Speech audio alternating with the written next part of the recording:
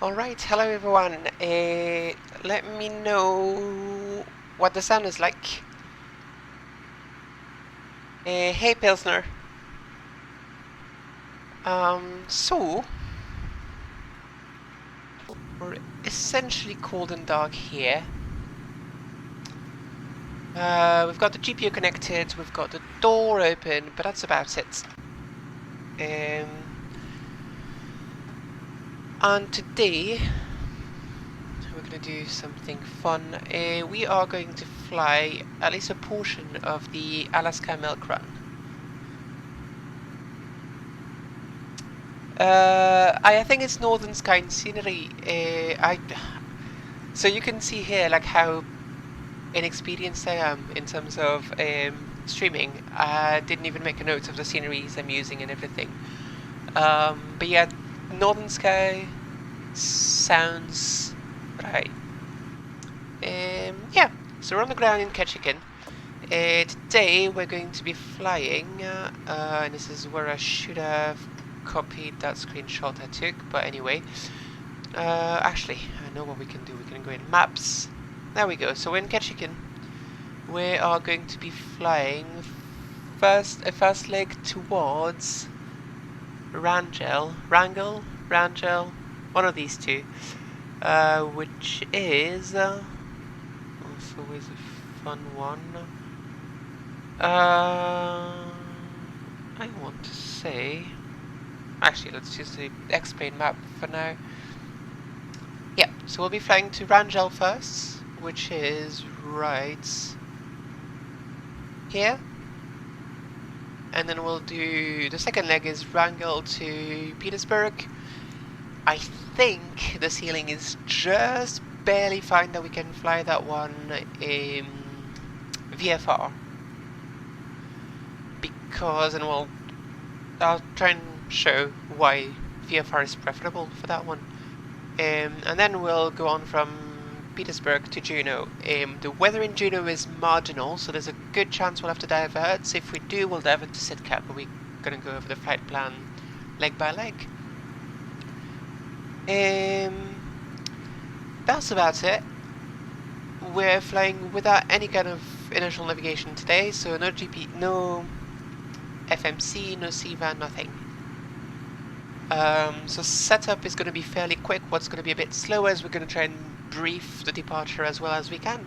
And yeah, so let's go for it. We're going to go to the basic flow.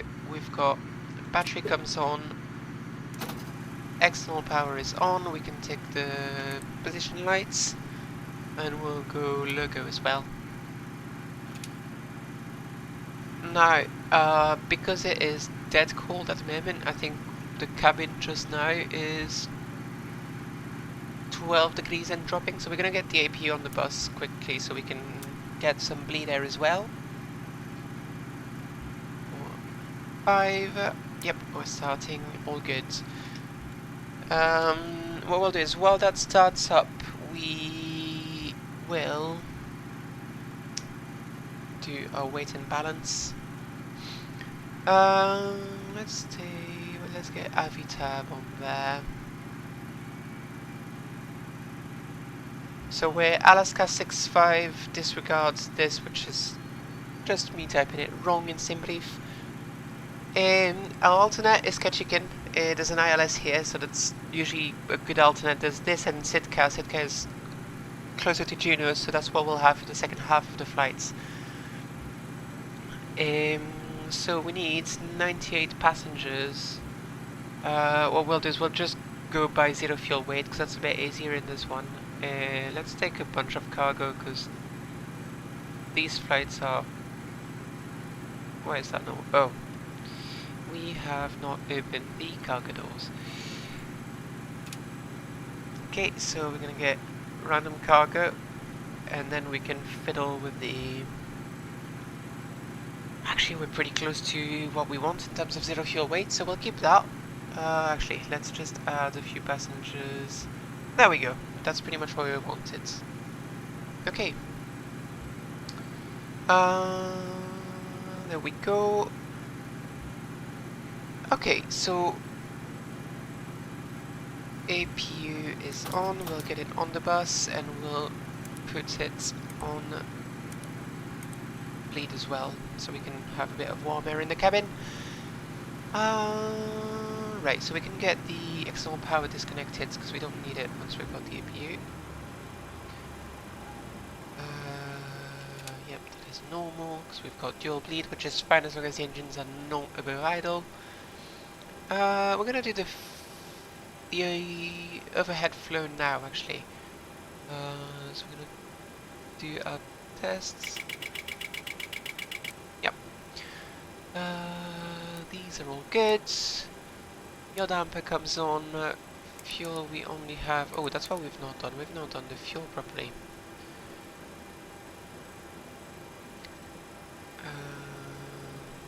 And we need at least 4.8. We'll run it up to 5 tons. Actually, technically we're not really meant to downlift any fuel, so we'll keep it where it is. I'd rather have extra anyway. The minimas are already marginal in Rangel, so extra fuel might be needed if we need to go into the holes. Let's finish our overhead scan. So we've got 4 pumps on. Galley power stays off until we've got the engines on. Bus transfer, we've got the APU on the bus. We can arm the emergency lights now. We'll get the window heat on. Probe heat, we'll wait till the engines are on. Move this. We'll get... Where am I? Oh, yeah, no smoking, and seat belts because the fueling is done. Electrical fuel pumps only come on after we've started. What's our cruise altitude for this? 160, so we'll set, actually, that's 16,000 because we're in the US, so we'll set that here. Altitude in Wrangell is... it's around 50, I think. We'll set that for now, we'll check it in the cruise. Are you meant to leave the gas, to put the gas prepare on? I don't remember. Well, we'll see. We'll do the tests. Got 3 lights, all good. Fire warn comes on, all good. Cargo tests, same. Okay, so let's have a wee chat about our flight plan. We'll get our VTAB popped up. So this is going to be our departure. It's a bit ugly. We have to take off, so for some reason the X-plane ADIS just does not work anymore for me. I don't know what's going on. Let's try it anyway, but 13445. Otherwise we'll just use the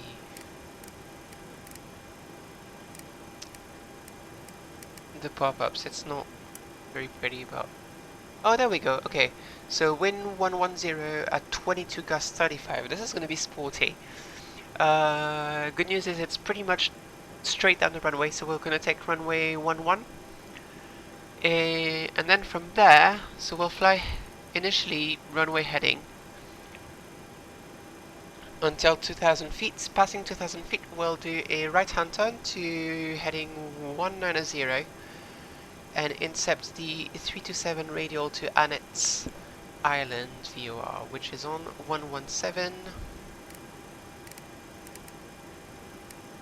Decimal 1. Tune, and we'll put it on backup on this side.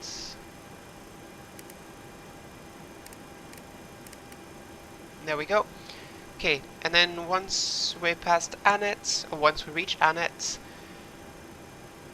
I'm gonna slug the 80s for now. Actually, altimeter 299 is 0, so we're gonna set that once, twice, and 3 times. Once we pass Annette, we will go... Actually, wrong charts. We go direct to level island VOR, and if we go here, SimBrief gives us the magnetic track, which is 310. So we're gonna to level island. We're gonna tune level islands on box 2 for now, which is 11650.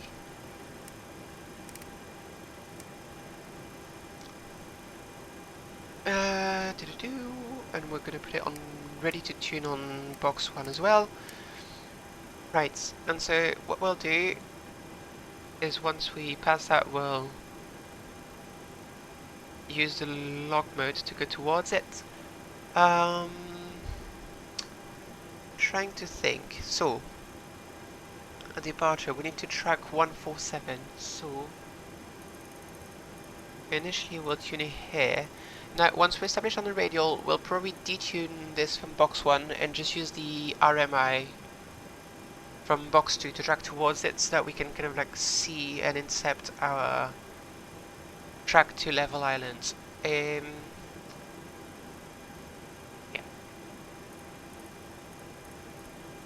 4.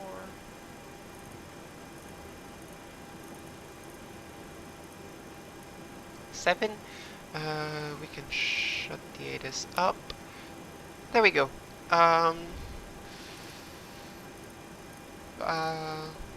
Cruise altitude today is at 1600, and we'll do our V speeds as well. There's enough room here to take off flaps 5.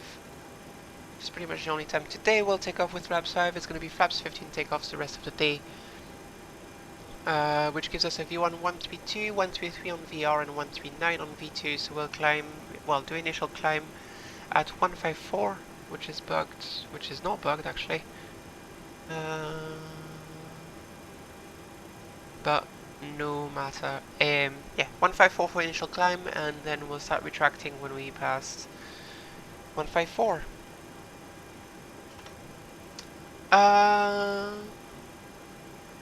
That looks about good. I forgot to get like a good PDF checklist, so what we'll do, I think we have checklists in here.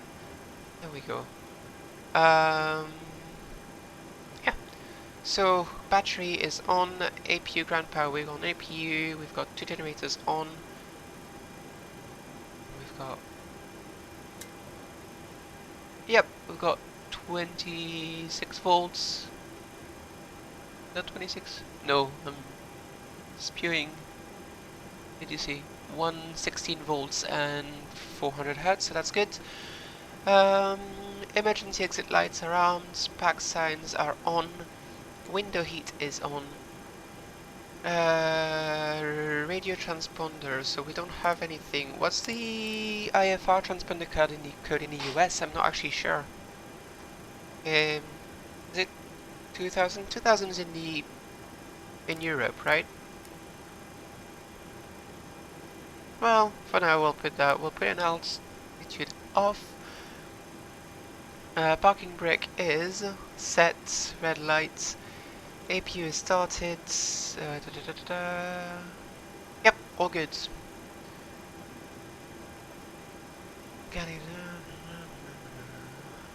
Okay, this is a flow and not a checklist. Okay, this is also the only time tonight that we'll actually do a pushback, but we're gonna do one. So we're gonna climb. So you can see Ketchikan is a wet airport. You've got this massive ramps to go up to get to the runway thresholds. Requires quite a bit of power. So we're gonna do a pushback facing west. So if we get better pushback going. Actually, better pushback. Start pushback. Ground to cockpit. Show me where you want to go.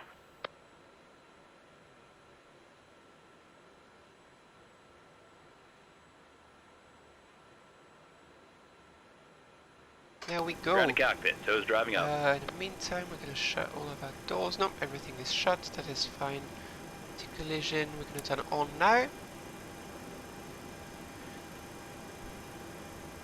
Okay. Where is our tug? Yeah. I'm gonna hope that the... Oh, that's an interesting choice of tug for a 732. But anyway, we're going to hope that the weather in Wrangell is a bit nicer than this. Because otherwise it's going to be sporty. I mean, it is going to be sporty anyway, but yeah. We'll talk about the approach once we're in the cruise, or at least once we're past initial climb. Okay. All doors, hatches are closed. Ready to connect. Okay, well good, weather radar is off for now. We'll turn it on as soon as we're approaching the runway. Yeah, very small tug for... Winching strap, Yeah. adapter in position. Release the parking brake when you're ready to I'm start not the sure if pushback. you actually winch in a, like a 732. Okay, we're good to go.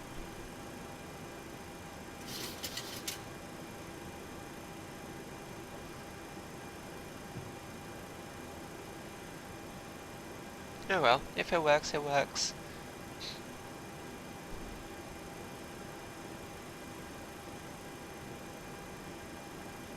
Starting pushback. Go ahead, start the engines. Okay. Gonna wait for pushback to actually start. We're gonna wait. Actually, we're gonna wait a tiny bit so we're not deafening the whole ground crew.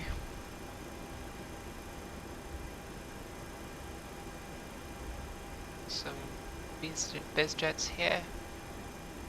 Right, sparks are coming off. Beacon is on. We've got more than enough duct pressure. We're above 30 psi. We can start number one. Okay, and two.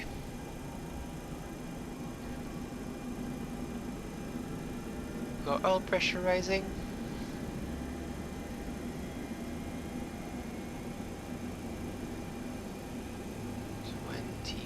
Five. Fuel flow. Ignition. And then one. Yeah, you might be right. Yeah, I think you might be right. I think Toto actually discussed that recently on the Hot Start Discords. Oil pressure's in the green. Temperature start valve is closed. Good start on one, starting number two. Start valve is open, into rotation. Oil pressure rising.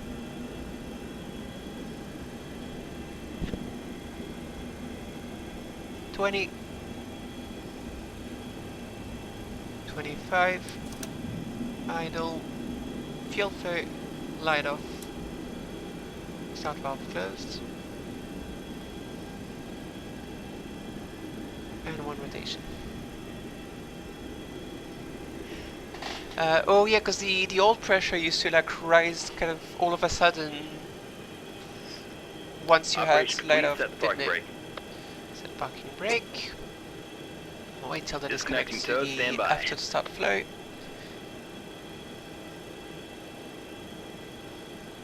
It is gusty, you can see the flight deck actually shake a bit. We're borderline below takeoff minimas, aren't we?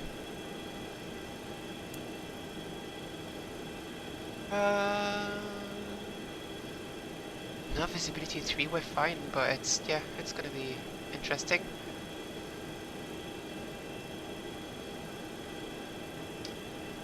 I believe this might be a better version for now, actually, Pilsner. Just bug fixes, but yeah. Tow is disconnected, bypass pin's been removed. Hand signal on the right, she's all yours, We'll wait Captain. for the signal.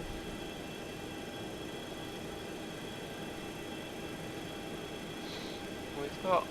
Oh yeah, I forgot I'm using Sam Season, so we actually have some snow on the ground now. Oh, here he goes. Right. Show us that. Yep, cool. So, generators online. Take that off. 1, 2, get the APU off. Electric pumps probe heat. Galley and set pressurization to flights.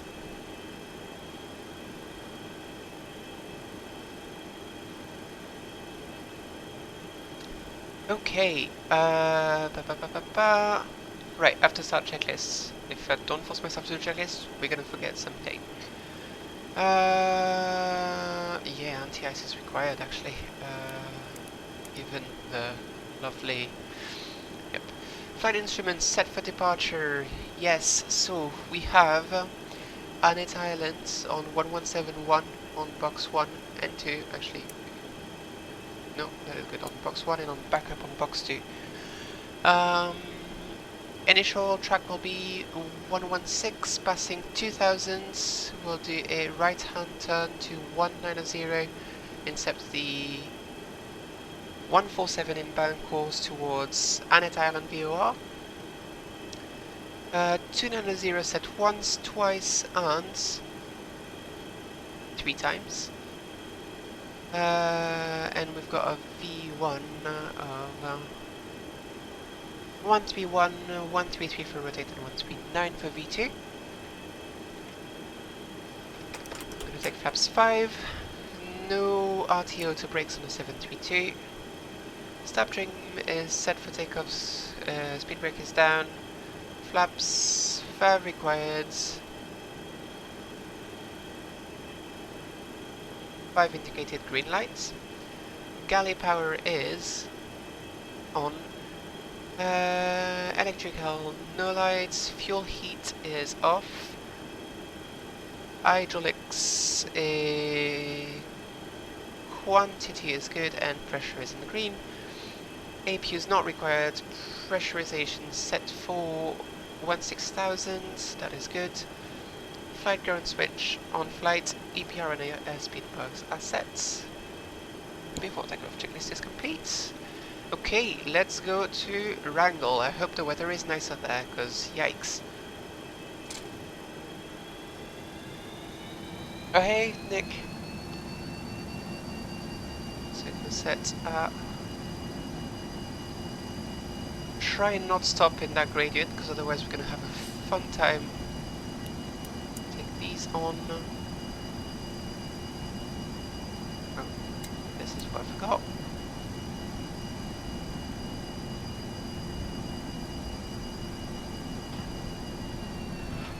Okay, so once we're a bit away from the terminal, we'll set the weather radar, because we might need it today.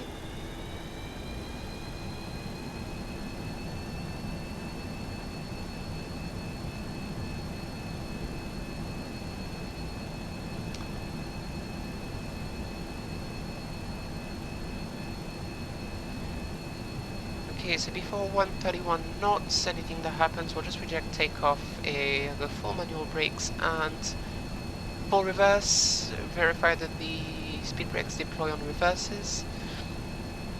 After that, we'll just take it in the air and go hold probably at Annette Island and assess what we can do there. Let's get the weather radar on +5. There we go. Oh, the captain voice have to take off. I do not know how to do announcements. I thoroughly suck at that.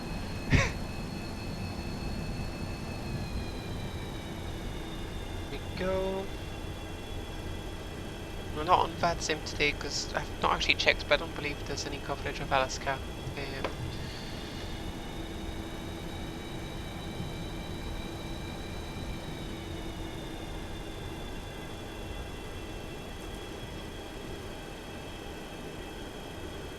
Officer hand, what is that? Okay. Coming up on runway 11. So actually I have to be careful because I think I've got one AI traffic kind of like hanging about. Clear and clear.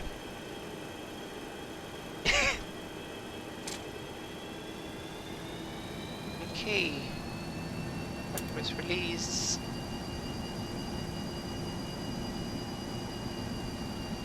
Okay, landing lights are on, strobe is on. Flaps 5 repaired, 5 set, green lights, and our navigator are set. Okay, we'll take EPR 2.15 for takeoff. It's going to be slidey here.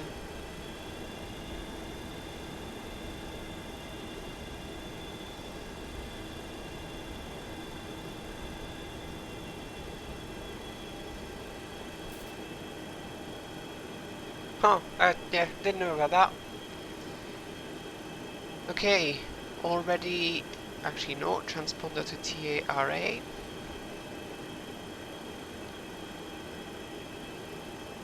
And we're good to go. Standard thrust levers up to about 60% N1. I'm just using the default explain weather. Okay, set takeoff thrusts.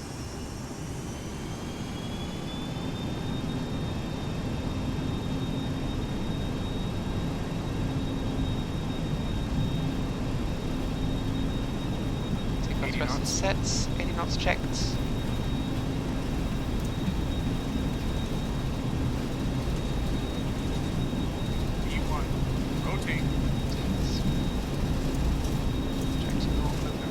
Like I usually do. Positive right gear is coming up.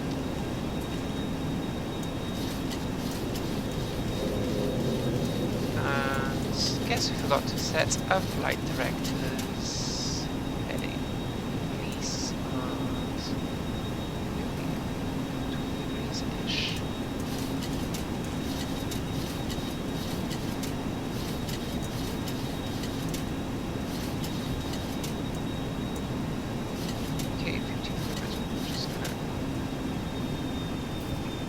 About 1.9 EPR and get this going because single pilot in this one, I'm not going to manage otherwise. Passing 2000, so we can turn heading 190.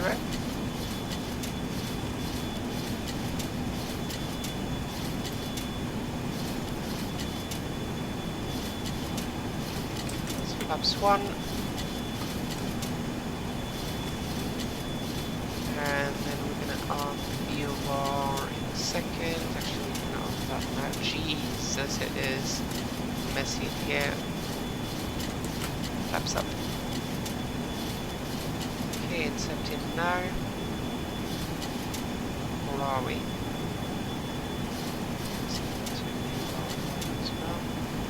Why are we not incepting anything? Not sure. Okay, so we're gonna go manual. Well. Yeah, I'm not surprised. I've rarely seen anyone in like controlling Alaska on FlyJSim. Why we're not tracking that lock? Okay, well, we'll do anyway, actually, is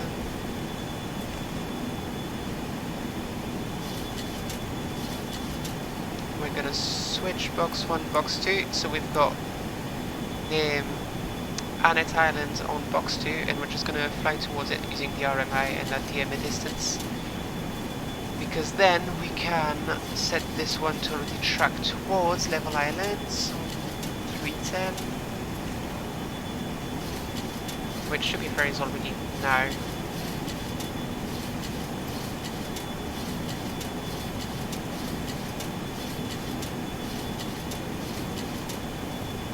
Yeah, we're still. Actually, we're a bit. Yeah.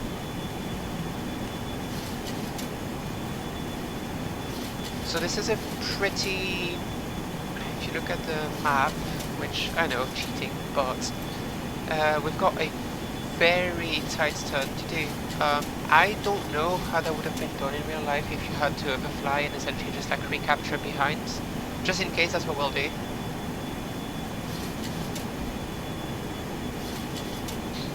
It is bumpy actually, yeah. Take the retracts off.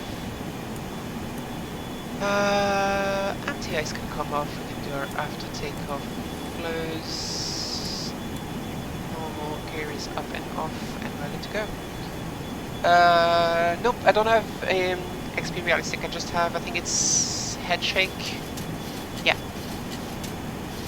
And I've got my own like tiny plugin to do head tracking that I might use when we do.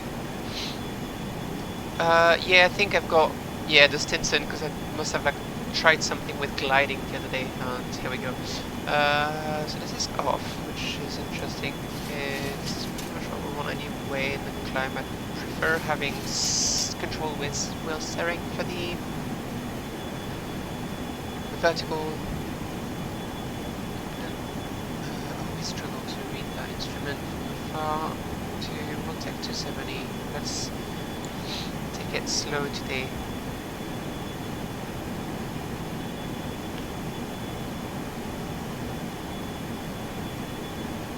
Uh, 4 miles, 3 miles. What we'll do is like when this reaches 2 miles, because that means we'll be pretty much over the beacon, well, over the VOR.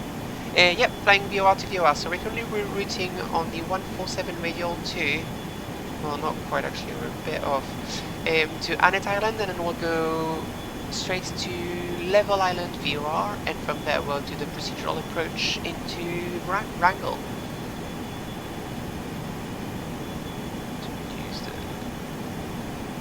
A bit, get a bit of speed. There we go. So we're gonna do. So we'll do it in heading for now because it's a pretty steep incept. So I'd rather control it and then set it in VOR mode. We're on nav here, so that's all good. And actually, because why not? If we go.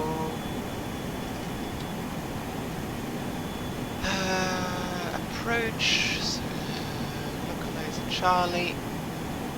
Let's just check that we have this tuned properly. So if we turn on nav 1,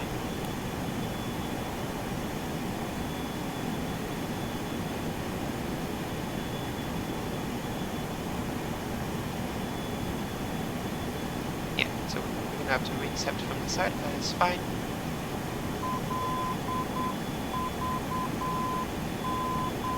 Yep, so we've got the right VOR tuned, all good to go.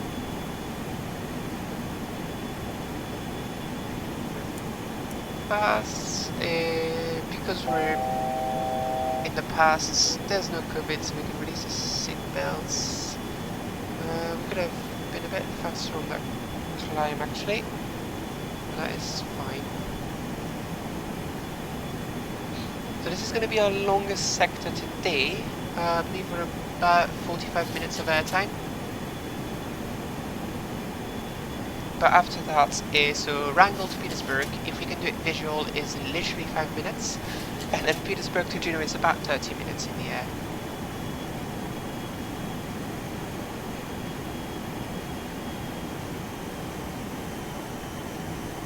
There we go, I'm going to let the speed go up a bit. We'll go to 20.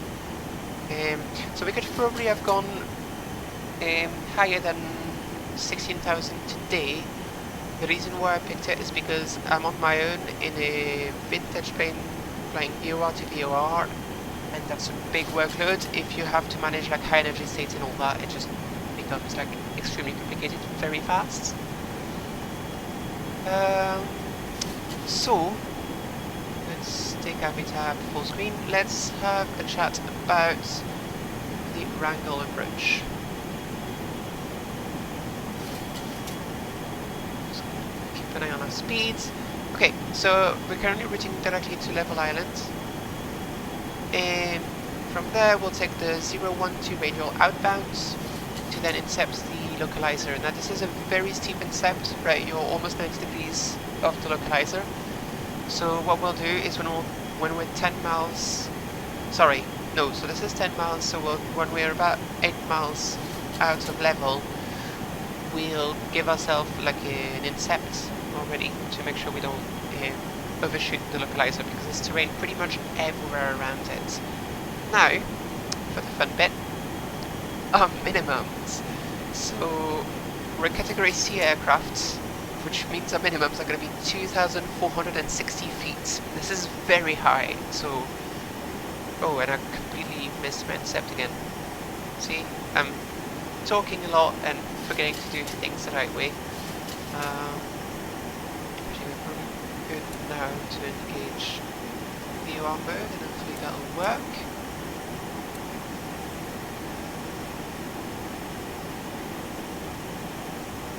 Yeah, all good.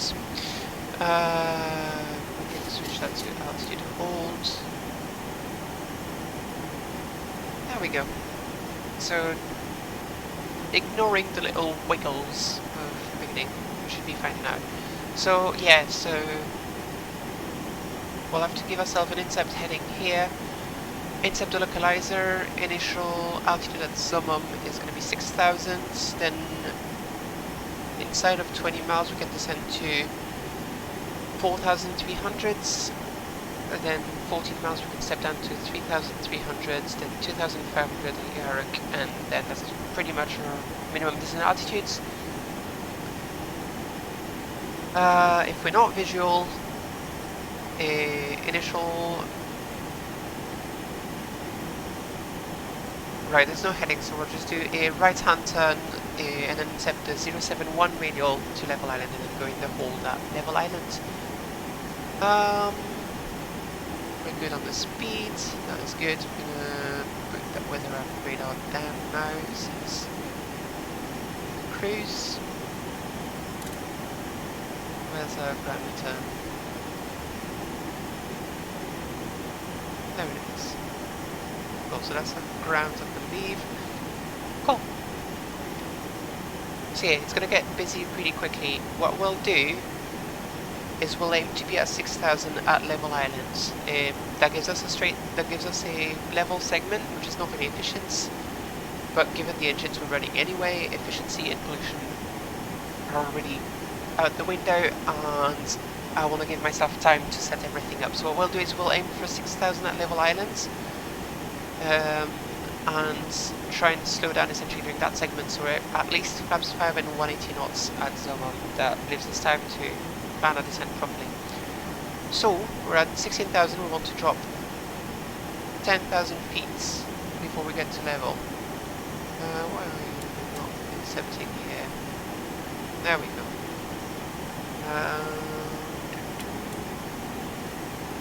There's some interesting error accumulation sometimes I find with the VOR, but anyway.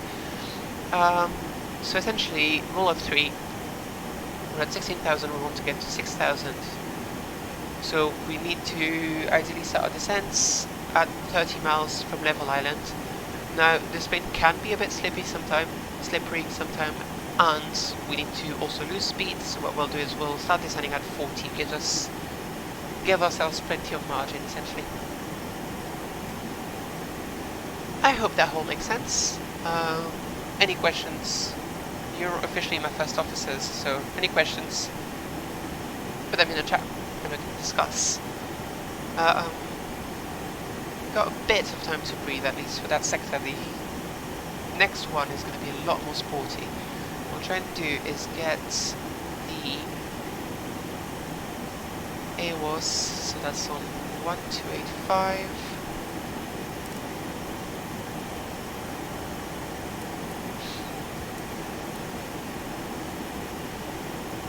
Yeah, that does not work, so we're going to cheat. Oh, yeah, we're... The offset, between the LDA and the runway. So we're offset, I believe... oh, no, that's working now, okay.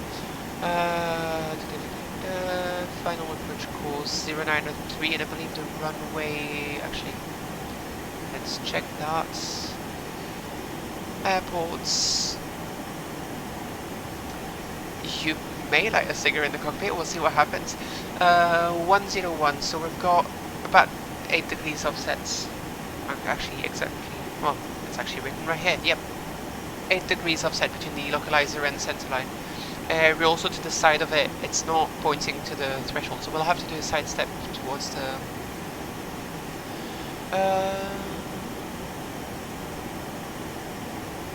Oh, that's actually more than fine for Wrangle.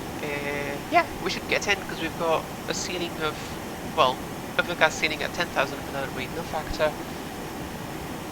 And then 4,200 for the lowest layer. What we'll do, however, before I forget, is tune the localizer on box 2.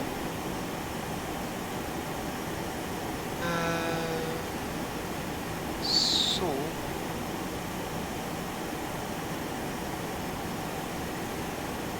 1085.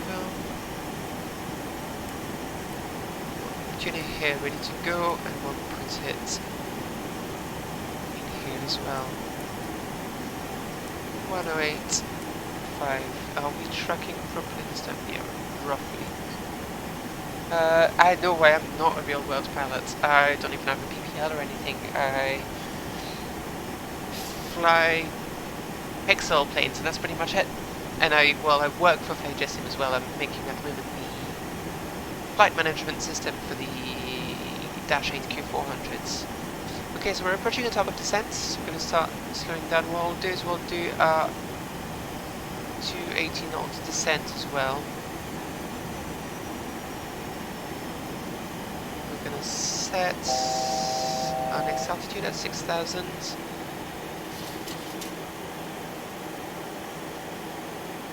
Alright, so we can actually... Oh boy, gust 22, that's going to be fun. At least it's pretty much down the runway.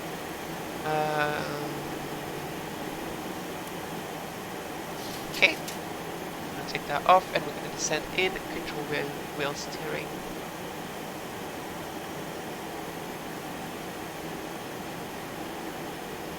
Actually, but no, we're not in rough air, so we'll just use the IAS mode because that's lower workloads. Why am I... Oh, that's because this one is also the catching one, isn't it? There we go. Okay, Rangel, I don't know, that's a fairly short runway, so we'll do a flaps 40 landing. Set box. Oh boy,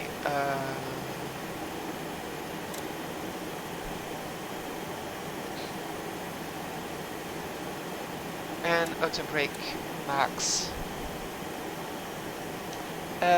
Nick, we're out of fish, what do we tell the passengers? Well, we're landing, I think Petersburg is a pretty, well, big is probably a big word for like something that looks pretty much like a village, but it's a fishing town, so if you wait 2 landings you can have your all the fish you want. Right, we're going to go engine anti-ice before we go into this, so no ignition and then anti-ice.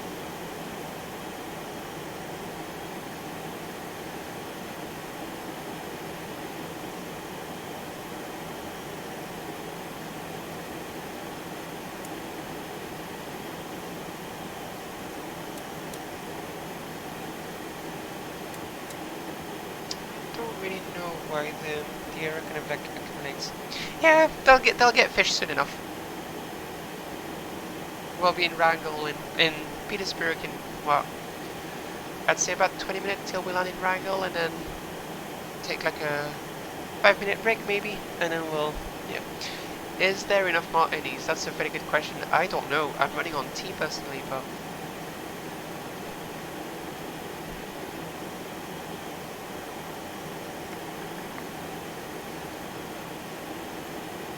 Oh, yeah, so what we do, well actually we can't bug our minimums because, yeah, well they'll be bugged on the altitude window. Let's see the heading.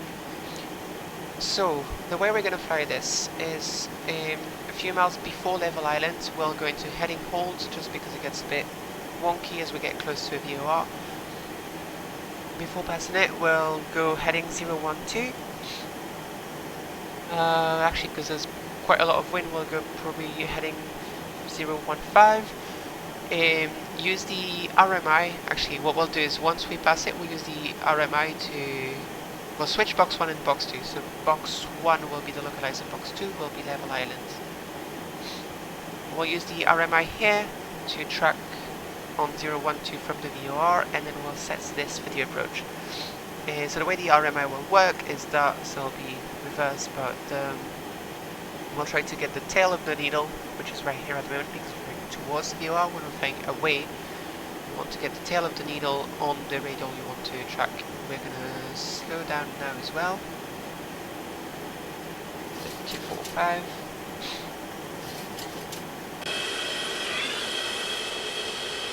Visit the lovely landscapes of Alaska by seeing exactly none of it, thanks to the lovely grand cloud cover. So we'll have a VRF for 129. Let's get the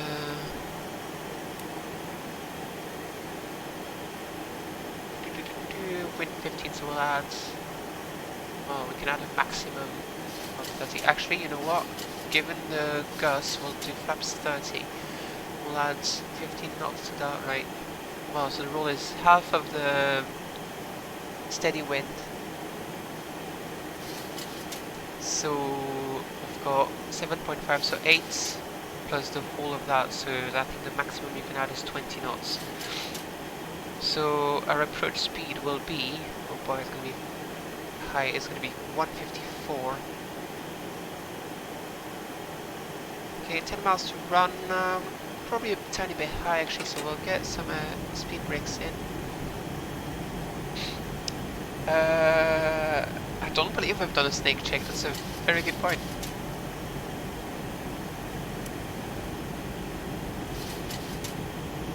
Okay, we'll go into heading select right up by.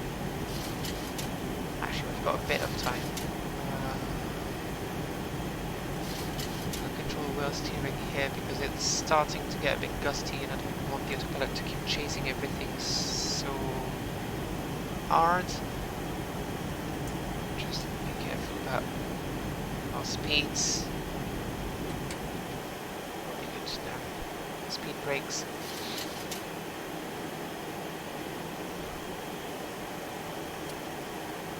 There we go, heading select.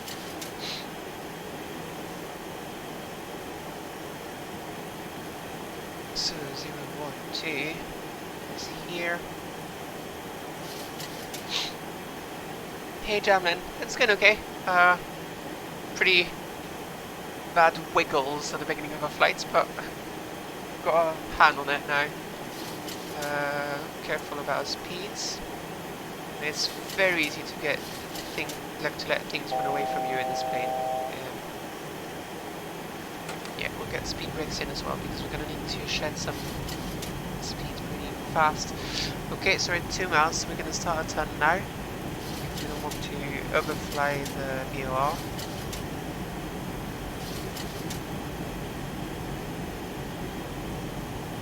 So what you don't want to do when you're close to a VOR is kind of like chase the needle too hard because it's very, very sensitive. So initially you just want to fly your track, wait a tiny bit for the needle to come in properly and see what happens. We're going to switch our boxes now. Careful about our speed as well. We're going to aim for 200 now.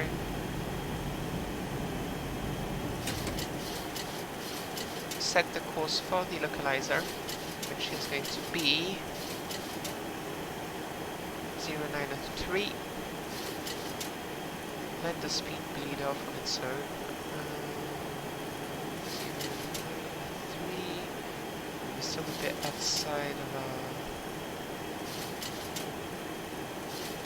Okay, we can take flaps 1.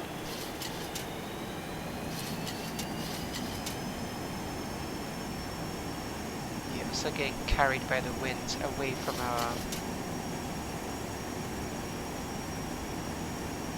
So 5 miles now from a level island. Remember, at 8 miles we'll start turning into the localizer.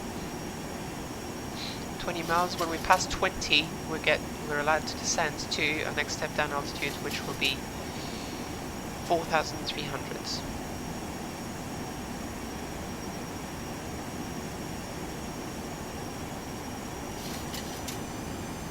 Careful, the speed is very, very easy to kind of get the speeds in this plane. The UN is coming along pretty well. Gonna be starting work on the autopilot coupling today. Next week. Okay, we're gonna reduce to 180, and we're gonna start our turn now.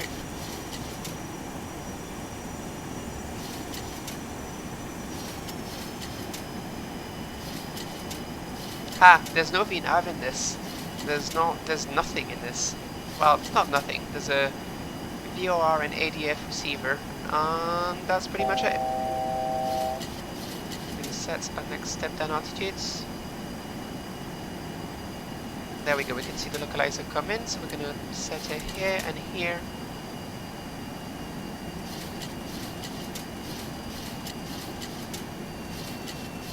And actually no, we can go manual and essentially use it as a kind of vertical speeded light.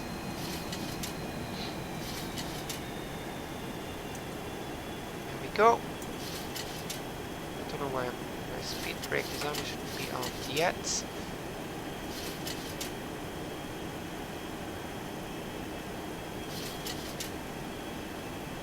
Okay, 18 miles. We want to be at 4,300 by 14 miles. So we're flying 737 actually, but the vintage version.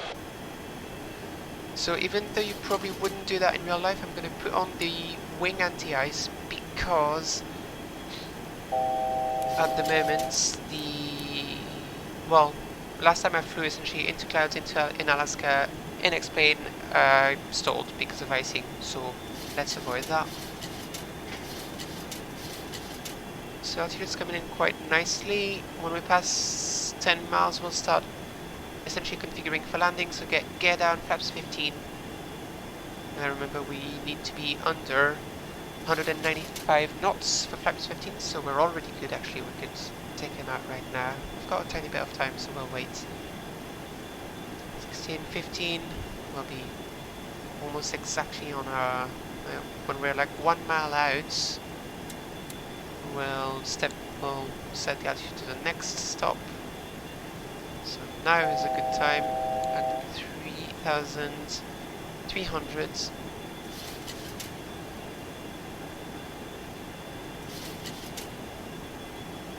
Let the speed bleed out now to 160. So remember, when we're at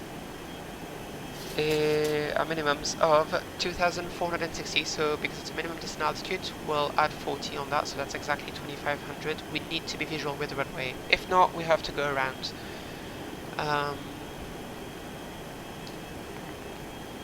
Okay, we're doing pretty well here, so that step down is at 10 miles. So when we reach it, we're going to get gear down, flaps 15, and then when the speed comes in, we'll take flaps 30.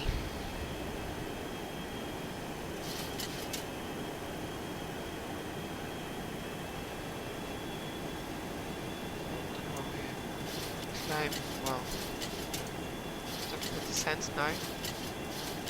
Oh, it's in, okay, it's in altitude acquire, so careful. Remember to add thrusts so we don't, oh, it's gonna be iffy.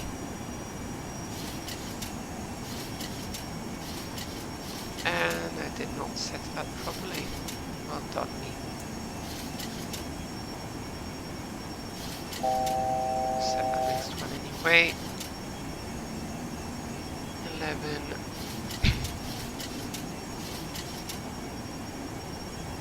Okay, I'm gonna get gear down, flaps 15. Okay, so we cannot descend below 2,500 if we don't see the runway. It's a minimum descent altitude, so we've got until 4 DME to try and catch the runway visually.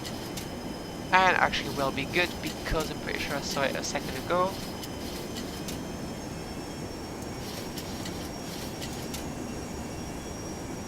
Okay, if by 4 DME we're not visual, we need to go around. And that is going to be our final approach speed.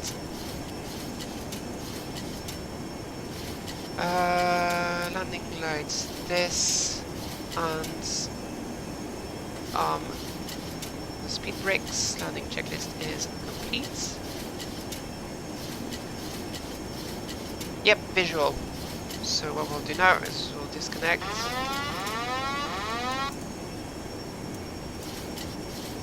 Yeah, actually, so that's a little bug with the beta that I need to feed back, is the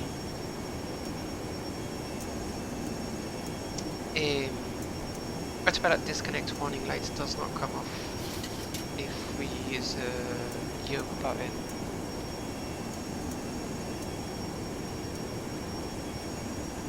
So we want to aim for about 800 feet per minute descent rates, and we want to be careful not to let that speed slip back.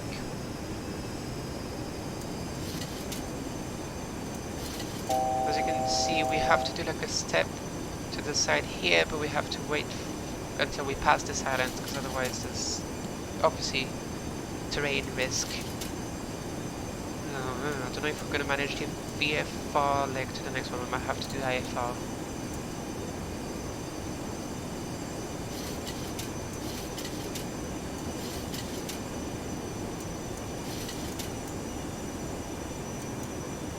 I didn't set the seatbelt sign, did I? Nope. Well, if anyone's standing, good luck. Okay. So here we come. So we're gonna do the side step in a second.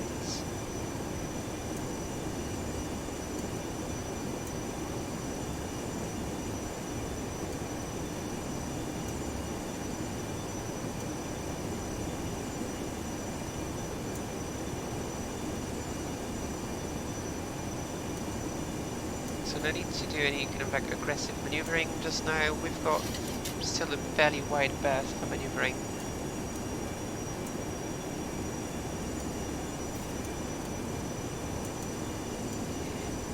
So short runway. On top of that, I'm not certain it's not frozen over, so we want to set it down firmly in a touchdown zone. No floating of any kind today. A bit high, we don't actually. No, the vase is inside, so we seem to be pretty much on profile.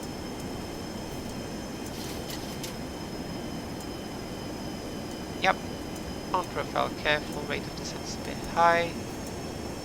Correcting gently.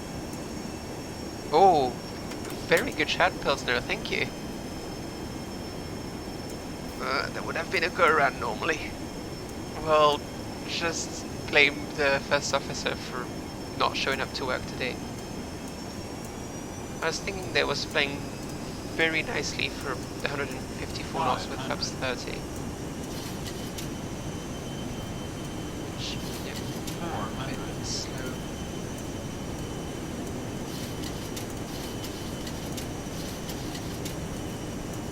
Yeah, that added speed is not helping in that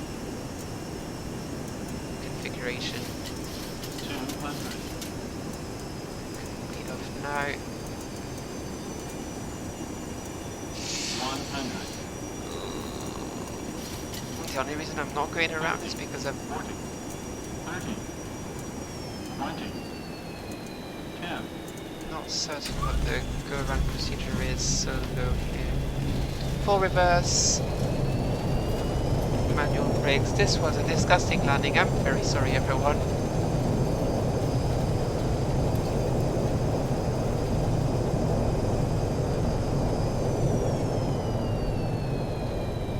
Reverse idle and stowed, and we'll turn around on that platform at the end. Yeah, so you can see like that light doesn't go off, so if I do this, I can cancel it, but not. Yeah, go run is to climb to 6,000, but it's before the miss approach point. After the miss approach points, it actually says like you do not have the guarantee that you've got essentially enough space to maneuver.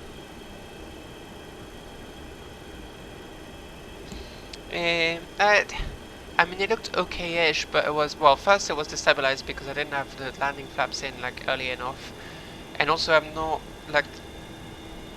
So you have to add speed to your approach speed, obviously, like based on the winds.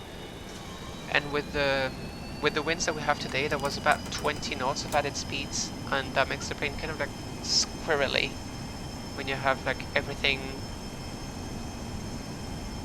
essentially everything down with the flaps and everything, but still fairly high speeds. So yeah, anyway, auto brake can come off. We'll take the weather radar off for now. Start the APU. 1, 2, 3, 4, 5. Depressurize. Because of the weather, we're going to leave the engine NTIs and the probe heat until we're parked.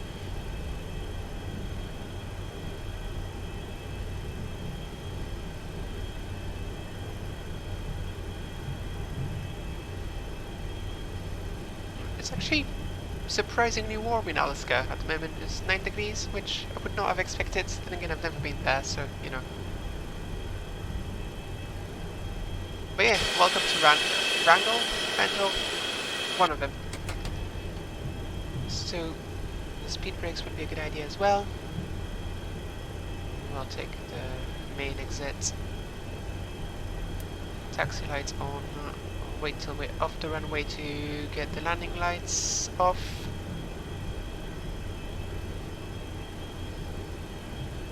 Careful to go as slow as we can here.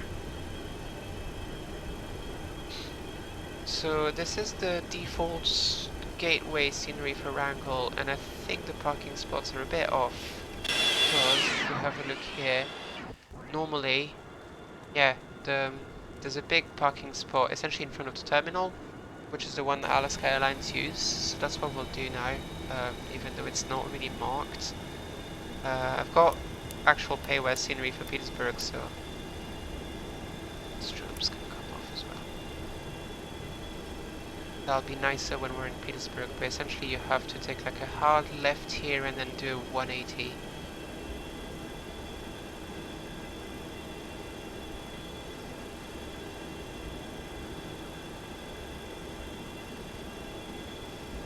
It's all self-positioning stance here. There's no, yeah, we won't have any pushbacks, and yeah, I think, well, we'll have a jetway in Juneau, so Juneau will be a bit nicer. Taxi lights off to not blind the ground crew. And last turn.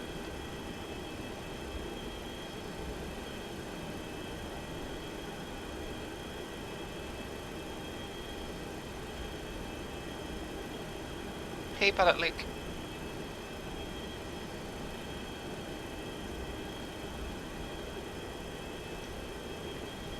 And this is as good a spot as we'll find. Parking brake is on. Get the NTIs, engine NTIs off, probe, NTIs off, get the APU lead online, isolation valve to open. APU on the bus, and we've got 2 blues, 1 red, engines are dead. Welcome to Wrangell. Yeah, it is, well, actually surprisingly warm for Alaska, at least from my Alaska expectations, I guess. So we're going to wait till N2 falls down below 20, then we can take the beacon out and get the doors open, and we'll leave the APU on for the turnaround, because if we don't, we're just going to have passengers freezing. We'll get the electric pumps off, galley power comes off, fuel pumps can stay on. We're going to do a very long turnaround. Let me know what you think for the next sector. We can either do it, actually we'll brief in a second, but there's 2 options essentially. Either we can improve the weather slightly just for that sector and do it visually, or we fly it IFR, which is a major pain in a plane that does not have an FMS, or actually any plane that doesn't have the Alaska company procedures. Anti-collision comes off, and we can open the doors now. Get stairs at the back, at the front, and open these. Okay. Actually, let's do just a quick replay of the landing because I want to see what that looked like from the... Yeah, so we're a bit unstable. Oh boy. A bit unstable, and we got just right here at the point where we got essentially a bit high. You can see here, like I can stop descending. 200. That was a bit suboptimal. Oh well. Yeah, you can see that the aircraft is almost nose down because of the added speed with the flaps.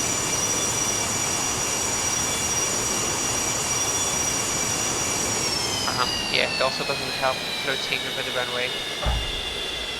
But hey, touchdown was clean and in the touchdown zone, which is the most important. Well, ish. But yeah.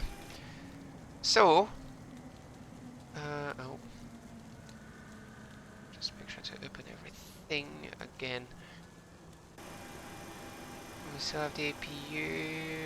Yes. Yeah. Okay. I'm gonna take 5 minutes just to get a bit of water and a little break, and then we'll go on to our next sector.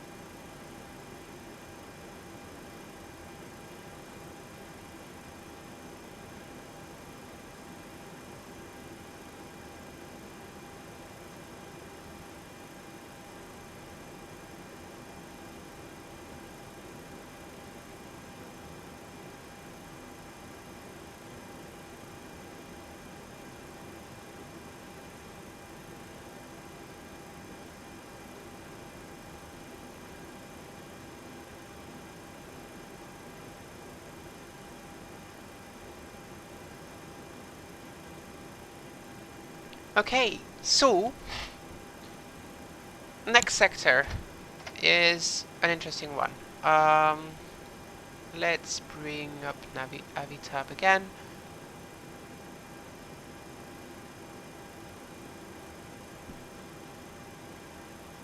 If we go in charts, we have... there we go, so that's the Sky Vector flight plan. Well, not flight plan, but just a kind of quick view, VFR charts. So there's two options for that flight, in real life as well. One of them is that easy because it's essentially a 5-minute VFR flight. So it's one of the few flights in real life that are flown by jet airliners, even modern ones, right? Even with a 737-700, which Alaska uses for that route today.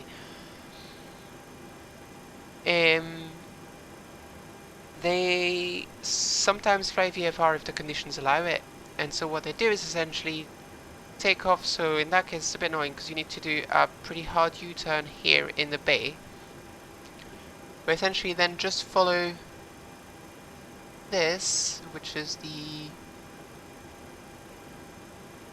is it Frederick Sound? Yeah, I think it's Frederick Sound, and follow the Frederick Sound this way here, and then just a left-hand turn, either straight in or again tight maneuvering to get yourself on runway 05 in Petersburg.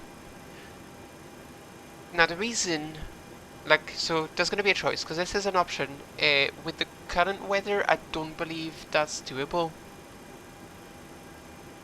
I mean, we could chance it and just trust that as long as we see the ground, we can use visual references all the way to then acquire it. That's an option. The other option is to fly it IFR. Now, what Alaska Airlines do now is they have essentially proprietary procedures for the company only. They've certified them and everything, and they're essentially fly... it's very, very well, not sketchy, do it well, but it's almost scary in a way. They take off here, fly here, and then essentially fly, the procedure takes them through that valley, so you're flying below the mountain tops, and through that valley and into Petersburg.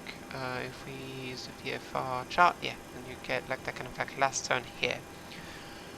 We don't have that available because first we don't have the procedures, and we also do not have an FMS, a GPS, or anything. So what we need to do instead is fly the Level Island 3 departure, which takes us from Wrangell to Level Island, and then, and this is where it gets ugly,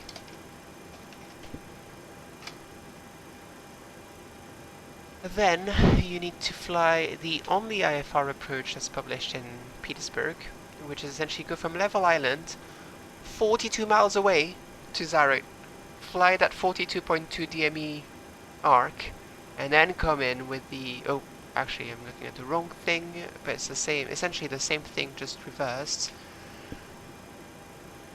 There we go.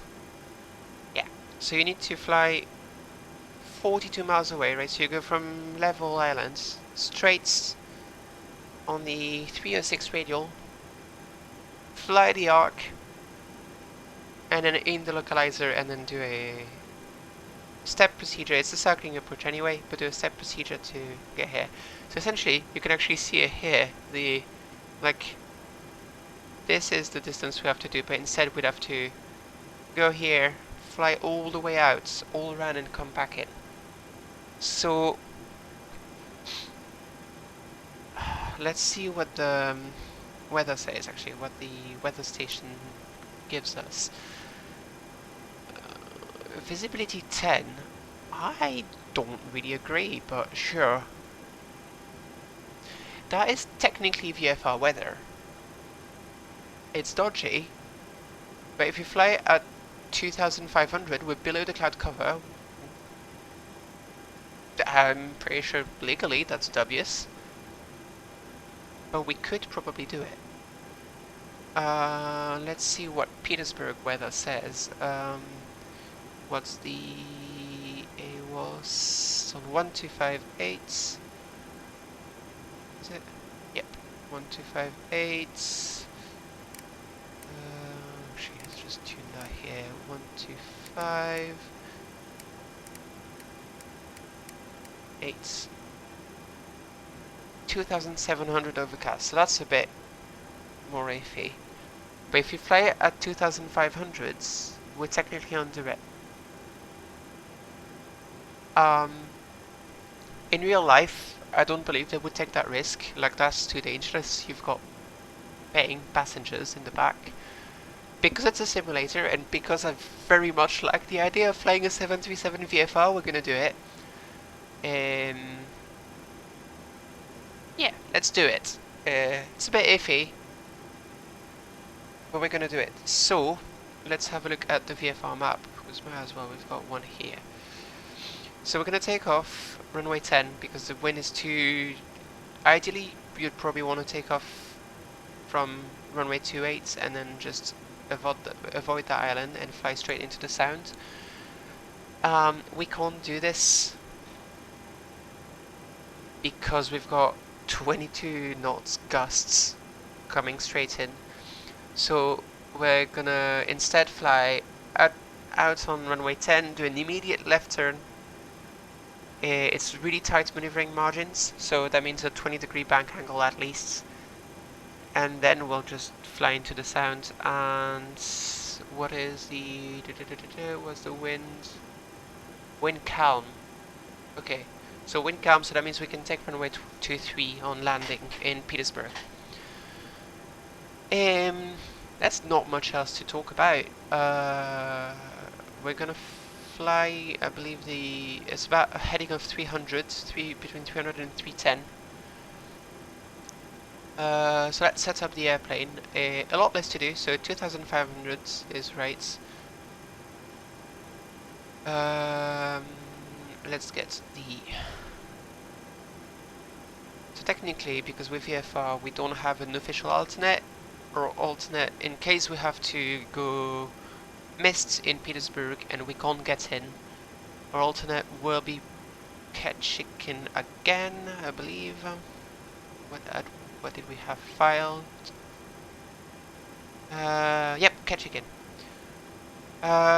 So we'll still use this for fuel planning, even though there's going to be more fuel than we need, but I'd rather have that.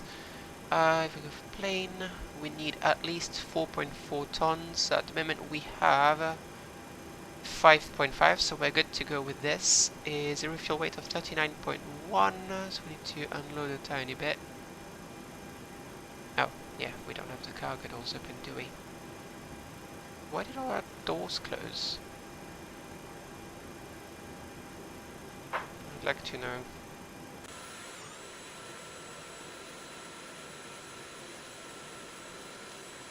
Anyway, yeah, we'll do this. Almost gives us the right. There we go. That puts us in the right weight class. I'm gonna take off speed, so we're gonna take flaps 15 for takeoff. Gives us 119, 120, and 126. So the sequence, the retraction sequence when you take off with flaps 15 is leave the flaps in until you finish your second segment climb, right? So you climb at V2 plus 15. Don't touch anything until you're at safe altitude. So in our case, we'll take about 1,500 feet. 1,500 feet. Once you're past 141 knots, you can take 2 notches out. So you go to flaps 5.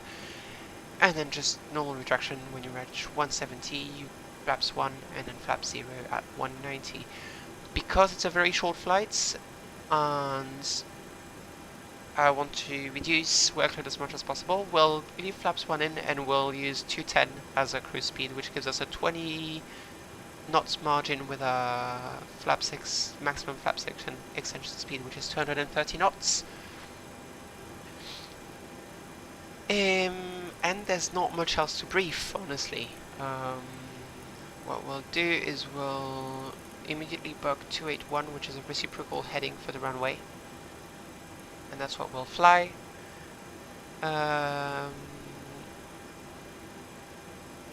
no flight director for takeoff.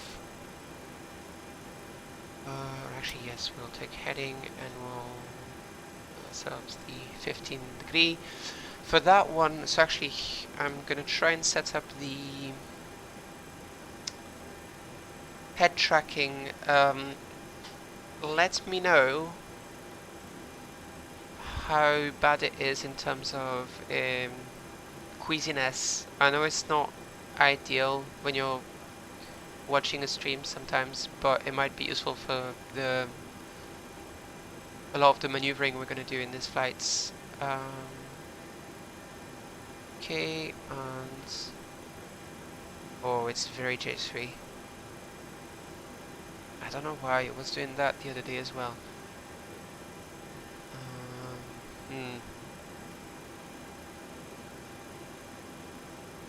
Because I like the option, I like having the option to go essentially fish for the let's see if it's my settings, if it's just my network that's...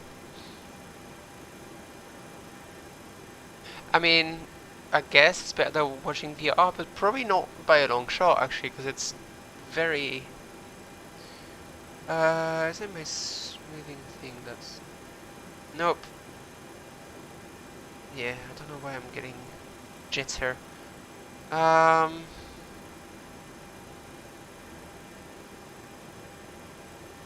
Let me know if it's bearable or not.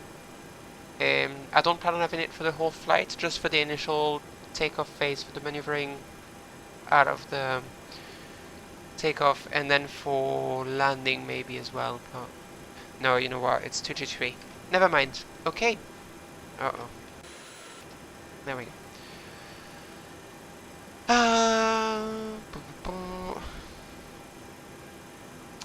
Right, let's go then. We're gonna close the doors.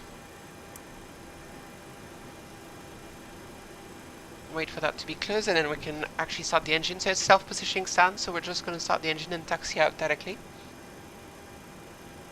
And there we go, and we're going in there. Well, more accurately, in there.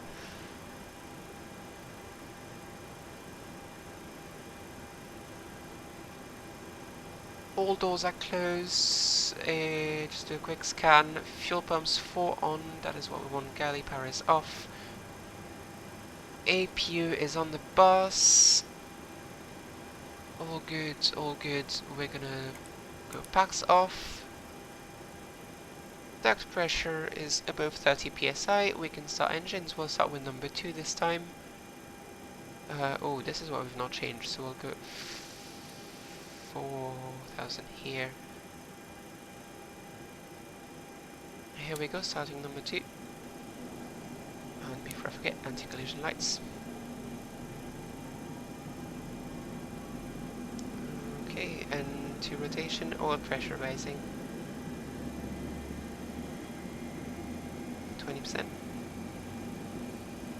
25. Fuel flow, light off, and 1. Start valve closed.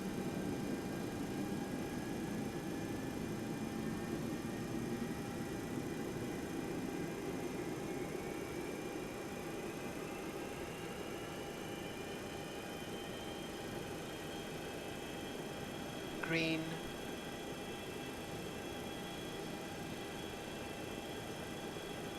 $35, 2 and some, and we're good. Starting number 1 as normal. This is due to the hydraulics not being on yet. And 2, fuel oil pressure.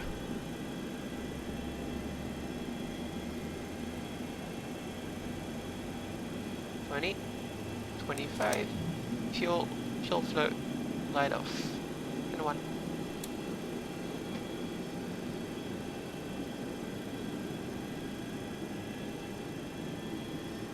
There's going to be a lot of things happening in fairly short, so what we'll do, in a fairly short amount of time, so what we'll do is we'll brief the landing as well before we take off, because we won't have time in the cruise. Basic visual landing, there's not much to it. We'll come into the sounds. When we're visual, we'll self-position into a short final to runway 23. Again, if we have a look at the charts, Petersburg airports, it's pretty short runway, very short runway. So we'll go auto brakes max again. We'll set that once we're in the cruise, and flaps 40 this time because we're wind calm. That's 2 good engines on the bus. Start switches to continuous. Probes. Hydraulics. APU bleed is off. Isolation valve to auto. Packs on. This is right. This goes to flight. Galley power is on. APU can come off. We'll flash the taxi lights. Flaps 5. Got our trim set. Speed brakes are down. This should have gone back to out off. We'll put it back onto Tara once we're on the runway.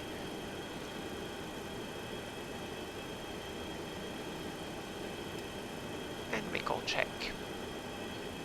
Do quick control surfaces. All 3 flex. And here we go. Parking brake is off. Taxi lights.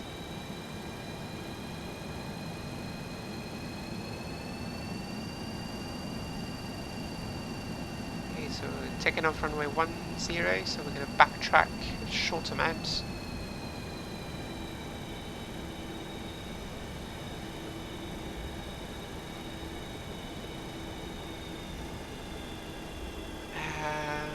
If we were on FlyJSim, we'd probably do an announcement like Wrangle traffic Alaska 65 lining up runway, backtrack runway 10. Landing lights come on, runway turn off, strobe want to be as visible as possible when we're on the runway, especially at an uncontrolled airport. Transponder to TARA. We'll put on the weather radar even though. Yeah, so the IFR will. I'll just put the parking brake on at the end of the runway, and I'll show the alternative. It's pretty ugly in a conventional navigation only lane.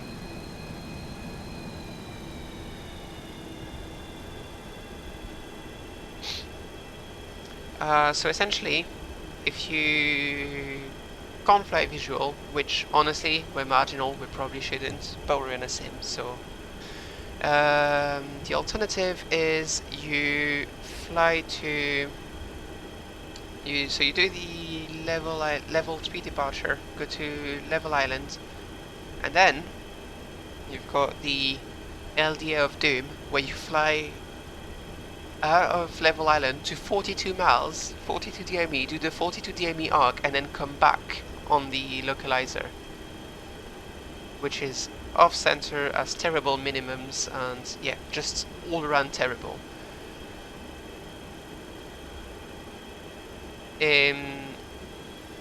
So because we're in a simulator and because why not, we're gonna fly VFR even though in real life, I mean, I'm not a pilot anyway, but if I was responsible for making the decision in real life, I would back the hell out of VFR in that weather.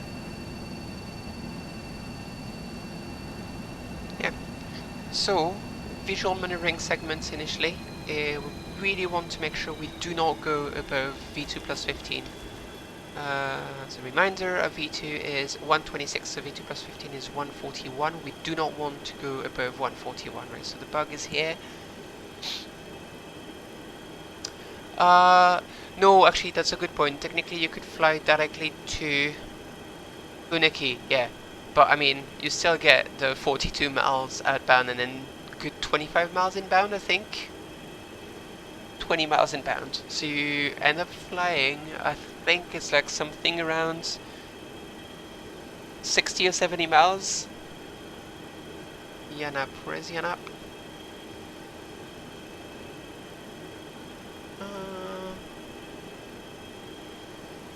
Which one is Yanap? I can't see it.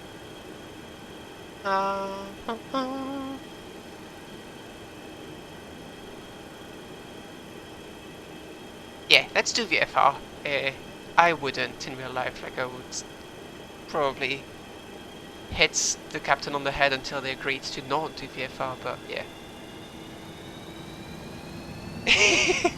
Well, yeah, neither am I, so that's all good, right? That's how it works. Okay, thrust stable. Set takeoff thrusts promptly because don't have a whole lot of runway. Takeoff thrust is set. Light forward pressure on the control column. 80 knots. Checked.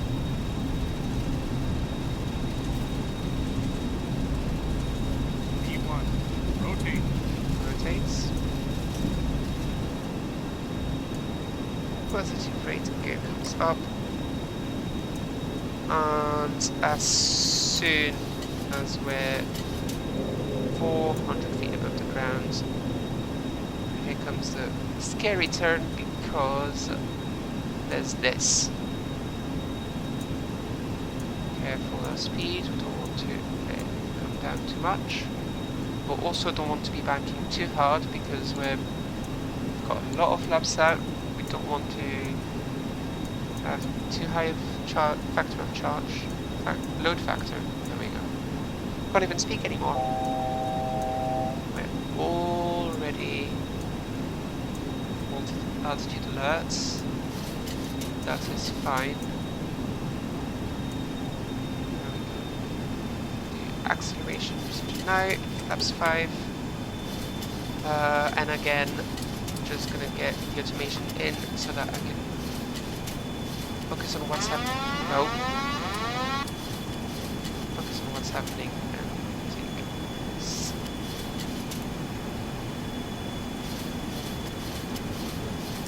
Flaps 1. Just thrusts. There we go. Yeah. So this one, you essentially just want to fly down that channel. And that's pretty much the end of it. There's really not that much to it. Where the speed breaks out, I do not know. With flaps 1, we're all good. Flap off. Okay. That's it. We've reached our cruise altitude.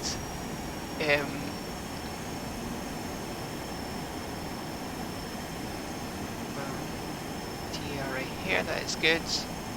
Yeah, and from here on, it's pretty simple, so we want to be careful about our speed because it's very easy to let it run away. But essentially, we're going to go here, we're going to... Once we're past that kind of straight here, we'll take about 5 degrees right, sorry. Take about 5 degrees right to make sure we can keep in the middle of the sounds, and then once we have the runway in sight, we'll turn right. We will see the... That actually looks like VFR-ish to me, right? Let me get the Petersburg altimeter. 8.3, so...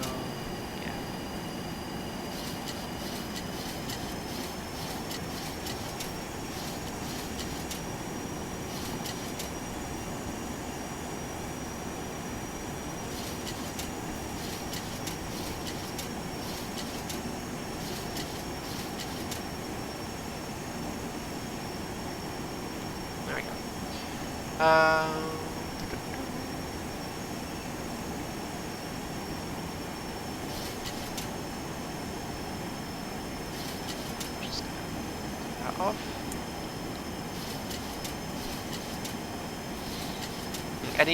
like, so this looks, I mean, this looks ridiculous, right? VFR Boeing 737 flying low down, well, I guess low and slow, really, in Alaska. And I didn't realize they actually did it that way, but they do. There's, I'll try and,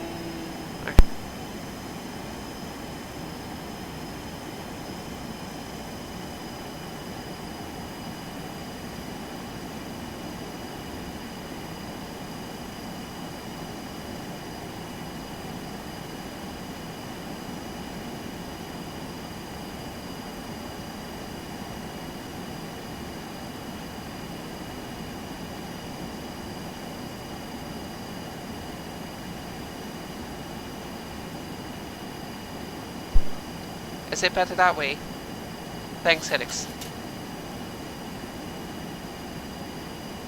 So, I was wondering as well, and if you actually Google, I think it's VFR 737, there's a, well, at least someone who says they're, oh, that is not good though. That is very much illegal. So we're gonna go down to 2000 now. Yeah, so this is very illegal. Flying into the clouds when you failed VFR is very much not legal.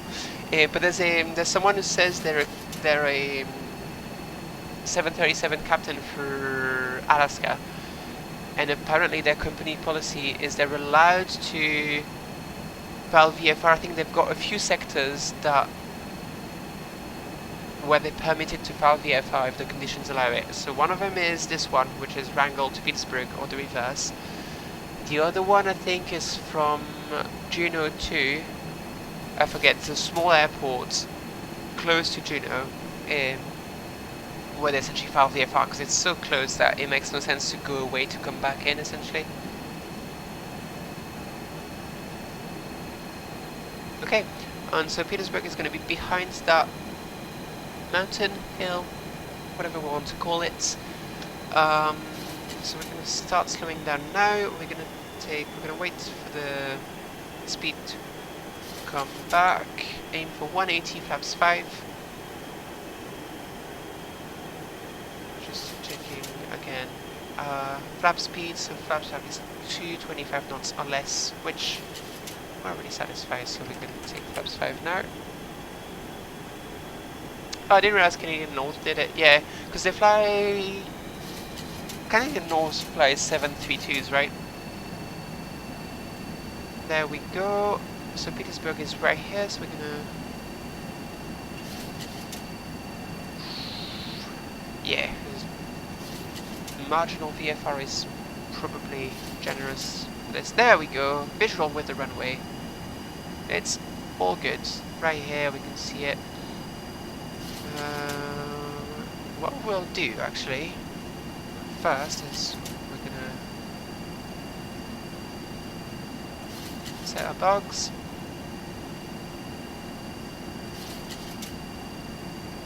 Motor brakes, medium. Well, yeah, medium should do it. Then we're gonna disconnect. Here we go. We'll take gear down.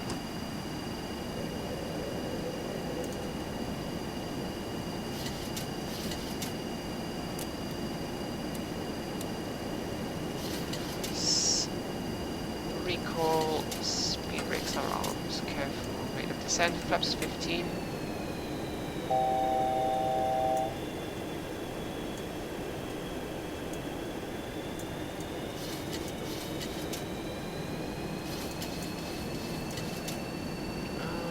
Do we have puppies? Yes, we're very high. Careful, and we can take flaps 25.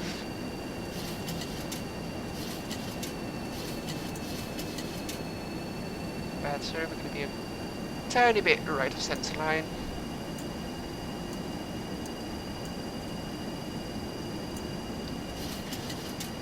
So visual approach, we have till 500 to be stable. 1,000. Flaps full, landing checklist complete. Tiny bit low now. Correcting.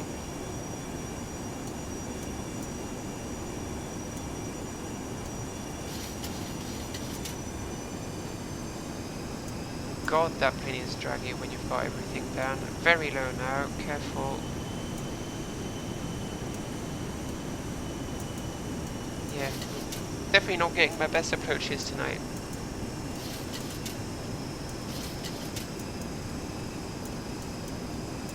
But hey, here we go. Better now. Minimums.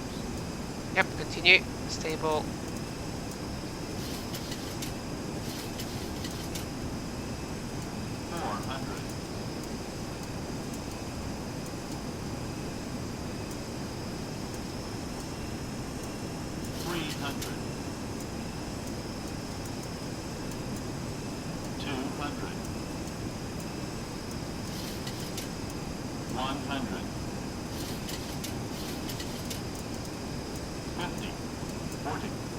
Check.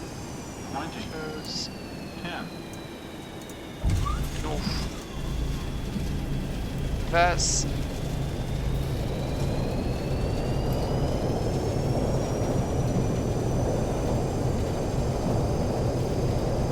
Manual braking. Reverse idles. Reverses idle. And stows. Here we go. Hey, we managed.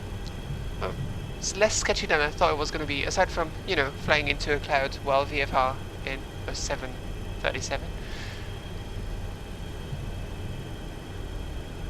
Yeah, I tried when I was testing the sectors earlier today. The wind was a lot less nice in Petersburg, so you had to essentially land on runway 5, and the circling in that valley is incredibly tight. Especially in the 737, like it is not fun. Which is why, like now with the modern navigation equipment, when they have to land on runway 5, they actually come down. If you see like that valley, they actually arrive from here, then go do the last, essentially like a 90-degree turn here and land on the runway, which is a lot nicer. Just get these off. Now,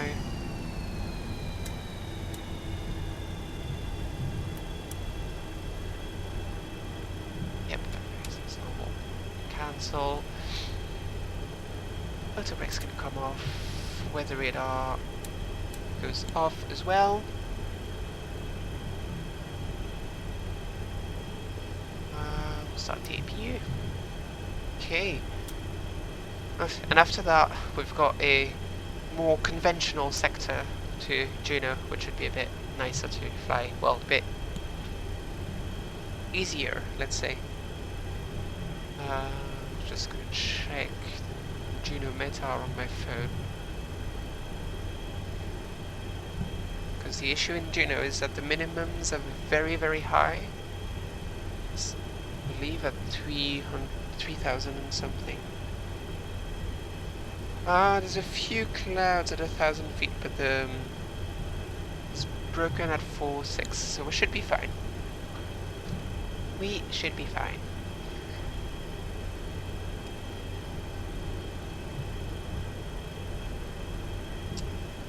I don't think I've actually tried the VORDMA in Sitka, but that's a nice route. I might have a go at it. Depending on how tired I am when we land in Juneau, we'll see. We might do Juneau to Sitka because it's a fairly short sector as well. Just depends on how tired I am, because I never quite realized like how tiring it is to stream, so like explain everything you're doing while you're flying, especially a plane like this, which gives you a lot to do.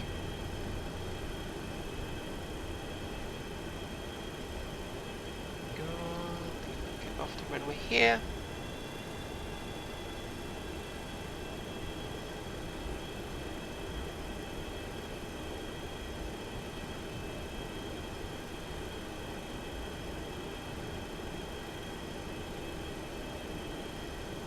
Landing lights come off, runway turn off. Probably should have taxi lights on. I'm gonna turn it off in a second actually to not blind the crew, so that's fine. We can get this on. Transponder goes to off. So here you want to essentially go on that line, and then it's at 180.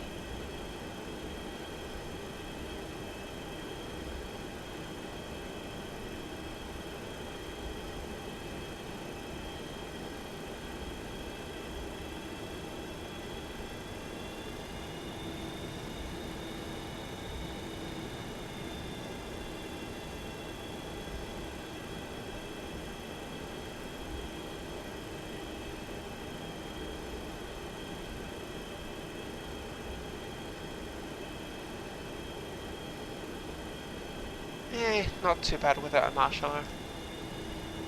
Ish.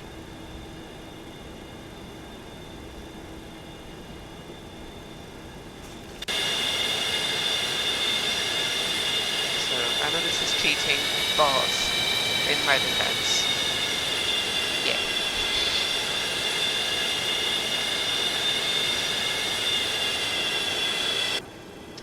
Okay, 2 blues, 1 red, engines dead. We're just gonna get exclamation valve open and the APU bleed on. Cool.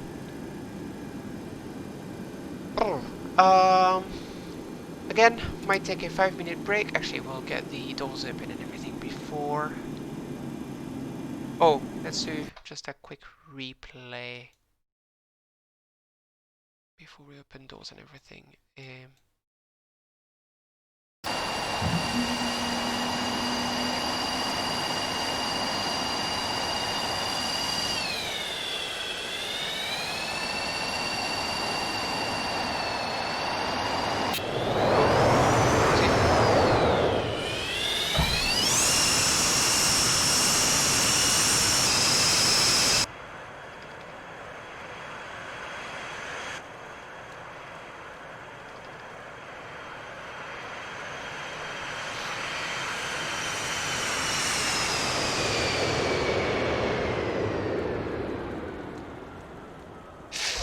Yeah, there wasn't much of a flare, but oh well. Yeah, just get a passenger view.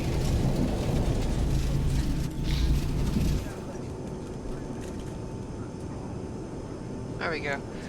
I'll leave you with that for a second, and we'll be back right after.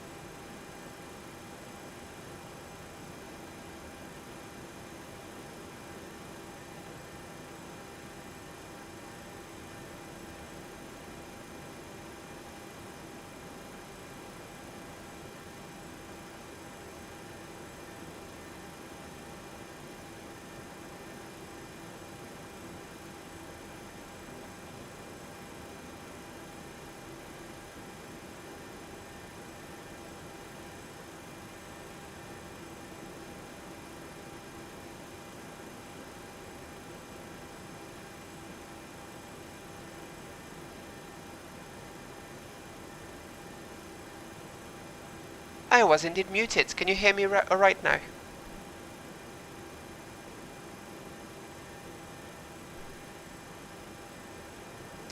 Yeah, just let me know in the chat if you can hear me.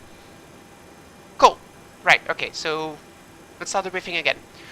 So we're taking off runway 5, and we'll take off on flaps 15, runway 5, passing 400, so flying the Petersburg 1 departure. Just make that a bit bigger so we can see it well. Passing 400 feet off the ground, we'll do a left-hand turn to hold heading 300, then fly the back course on the localizer. So we're going to tune that now. The localizer is on 110.5. We'll put it on backup here as well. 105.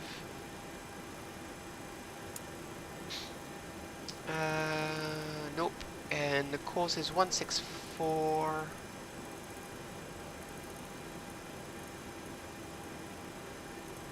Yeah. So the 732 cannot fly a back course. So we're going to use the HSI to locate ourselves, but we're going to have to use heading modes to essentially chase the needle. We'll track outbounds, so heading, well, track of 344, so we'll have to play around with the heading to account for any kind of drifts. And then what we'll do is we'll have level island VOR, which is on 1165 on the second box. And what we'll do is when we get to about 40 miles, so 40 DME from level islands, we'll turn 90 degrees and then fly that arc. So how are we going to fly this arc? What we'll do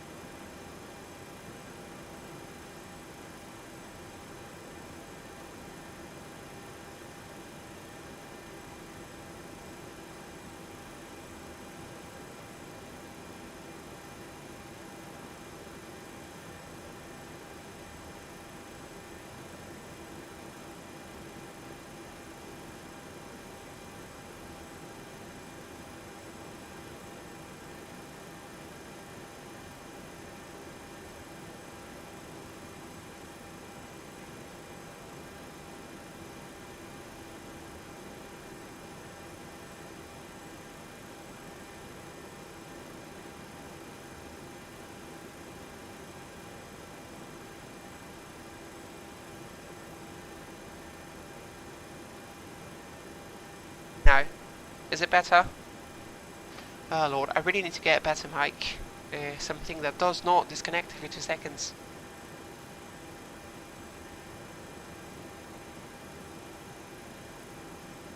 Is it working now? Let me know.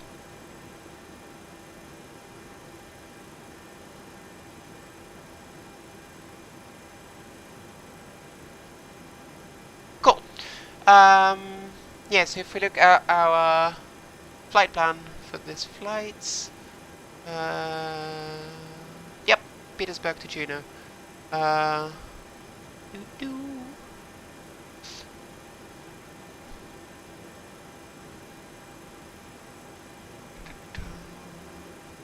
the magnetic track is there. Yeah, 306.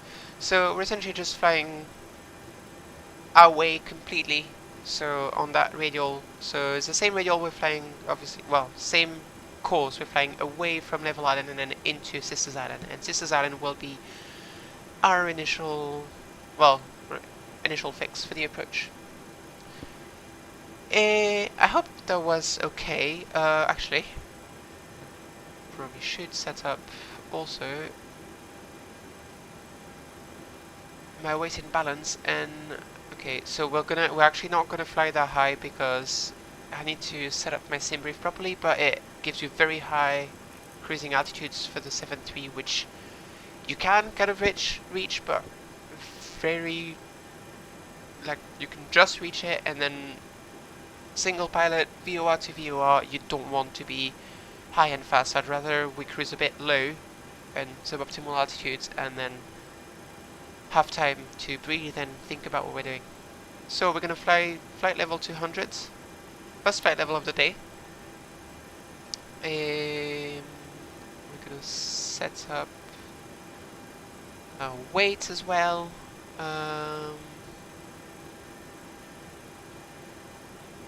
Zero fuel weight and 50. Oh, so we're a bit lighter this time. Zero fuel weight. Oh no. I made a flight plan for a 737. Yeah, I made a flight plan for a modern 737. Okay, so give me 1 second while I generate a new flight plan.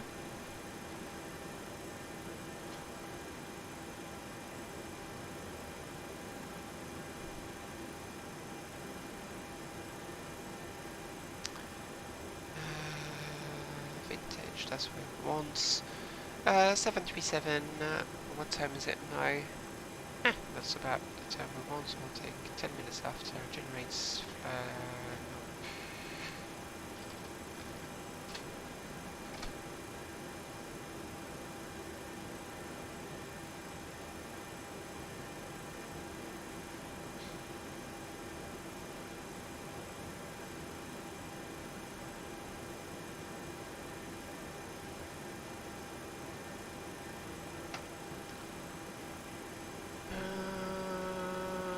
Right, almost done.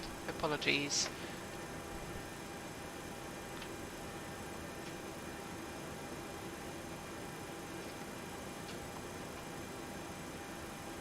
Okay, so plugins, AviTab, toggle tablet. Close this. Just gonna do this and come back. Yeah, that's more like it. So, a little bit more cargo. There we go, that's about it. We want at least 5 tons of fuel, so we'll take 6, just because I'd like to have a bit of margin in Juno, because it's a fairly tricky approach. And with this, we're ready to go, almost. Flaps 5 takeoff, so 121, 122, 129, which gives us 144 as a V2 plus 15. And here we go, let's close the doors and get going. That's this. Verify the navigate one last time. Charts. So we've got 1105 once and twice for the localizer on course 164, which is what we want, and we've got 1165, which is level island VOR, which is fine as well. Initial heading of 300, we've said.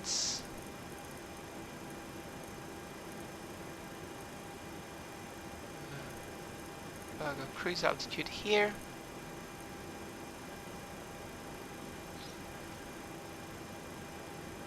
And that is going to be us, so same as earlier, we've got fuel pumps on. This is good as well. APU's on the bus. These stay on, they stay off for now. Seatbelt signs are on. Okay, packs off. APU bleed is on. Duct pressure above 30 psi. Let's completely stopped doing our checklists, but that's beacon is on, galley power is off, packs are off, bleed PSI is at 30 plus. Here we go. Starting number 1. Enter rotation.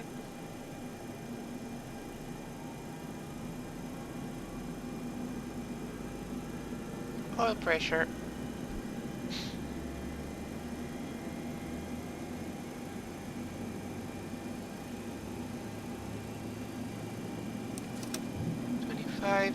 Fuel flow, light off, and 1 rotation. And start valve closed.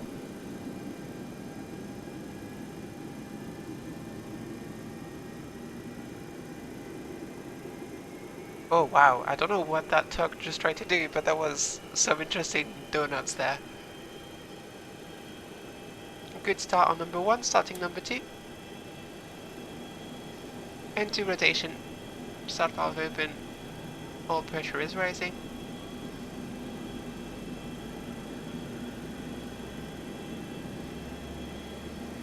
And 25. Fuel flow,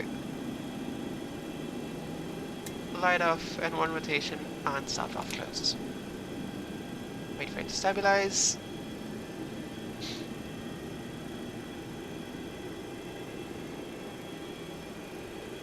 Given the weather, we're going to take off with anti-ice on, which is barely under 10.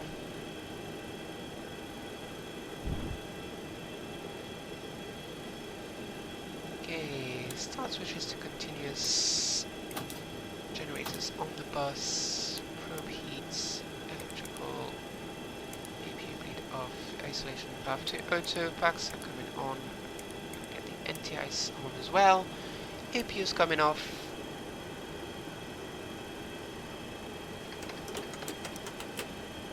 Flaps 15.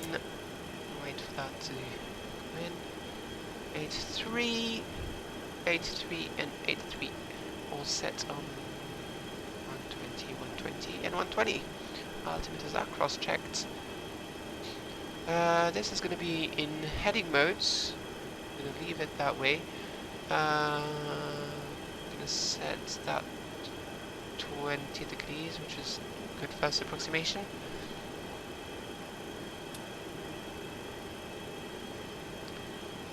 Okay. Transponder to altitude off for now. Okay. Wow, I don't know why that one keeps doing donuts, but it's quite impressive. Checklists. We don't have a taxi checklist. Anti-ice on wing and engine. Pedal heat is on. Flight instruments are set for departure. We have 300s. QNH sense once, twice, and 3 times.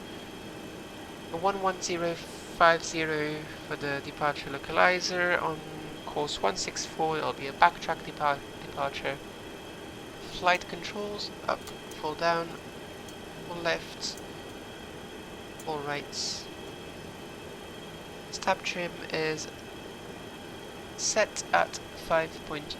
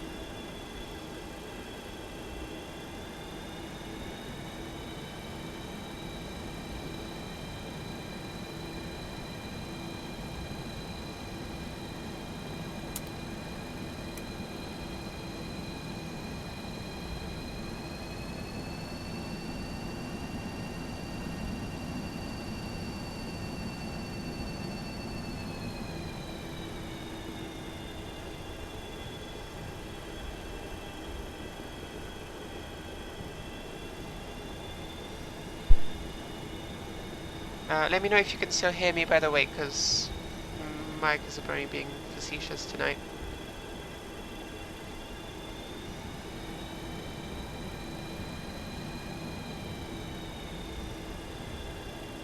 Cool. Thank you, Justin. Okay, so backtrack. So we've got a bit of time here. We can do our stuff. TARA. We're gonna get the weather radar 5 degrees up. Here we go.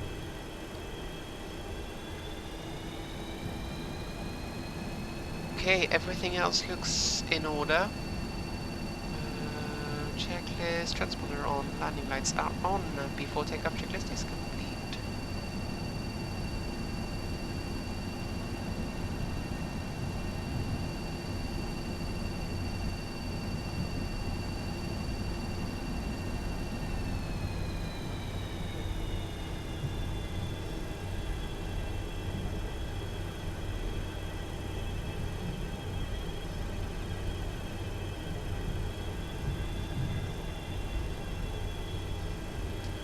Bit of wind. Let's check the weather again because we're getting pushed a bit.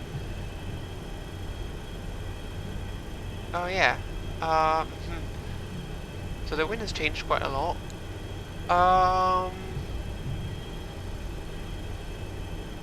Right, I've done it before, so we're gonna take off with a mild tailwind. But ideally, you would probably do the takeoff. Well, Premise takeoff 23 here is about as tricky as the circling landing for runway 5 is, because you have to maneuver in that very, very tight valley. Yeah, that's not ideal.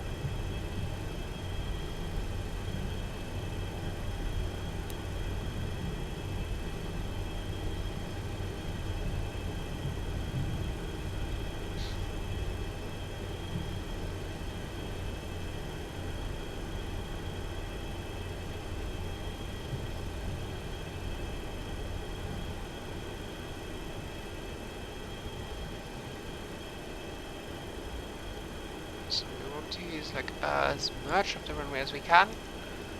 Wait for it, we're using all of it.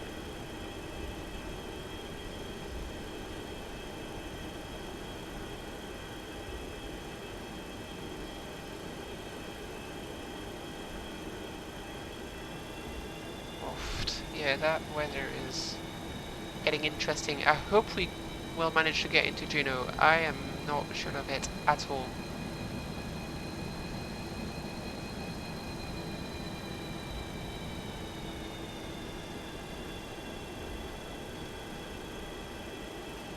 Okay, we are good to go. So straight away, well, runway heading until at least 400 feet, then left-hand turn to heading 300, and then back course localizer. Here we go. Stand thrust levers about 60% N1. Stable. Set takeoff thrusts.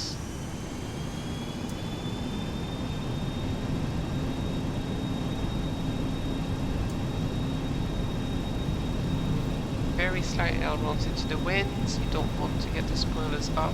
80 knots. Checked. Yeah, the wind has gone way worse since we landed. E1. Rotate.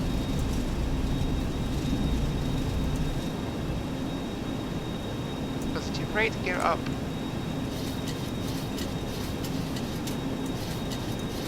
Yeah, so the issue here is you do not want to turn before you move the flint localizer, because otherwise you'll never catch it.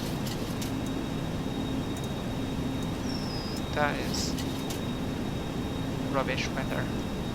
So we'll wait a bit, we'll wait till our acceleration altitude actually. There we go, flaps 5.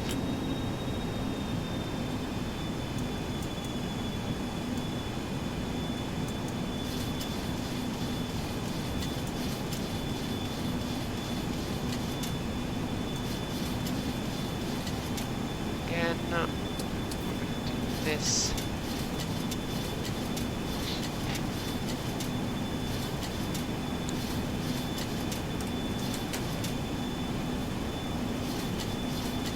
up and get their speeds. And now the issue here is because we're so close, we're not actually getting a deviation. There we go, we're gonna get hit here, and we're gonna need to straighten it out like almost immediately because we're very close. So full scale deviation happens quite quickly. Sheesh, that weather is not fun. Oh well, we'll be out of it soon enough.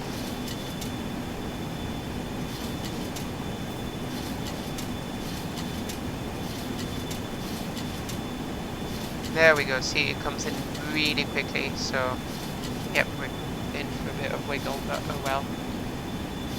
So you don't, this is what I was saying also earlier, you do not want to chase it, so flaps up would be a good idea. There's no point going like 30 degrees to go catch it again, because you're so close that only 5 degrees deviation will bring you back quite quickly. So you'll see that here. Hey, above the clouds. See, it's coming in already. Meantime, anti-ice comes off. Start switches to off.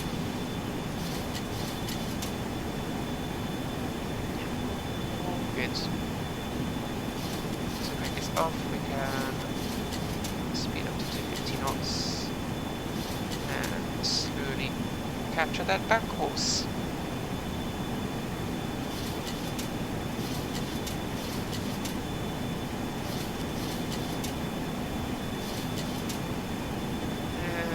A bit wobbly, it's not ideal, but there we go, we've got the VOR on, so that is good.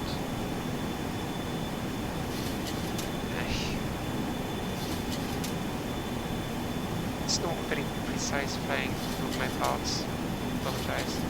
So you can see a VFR stuff and an approach from into Wrangell here. We had the departure which was a bit sketchy. Yes, we definitely have a bit of wind drift, so I'm trying to compensate for that.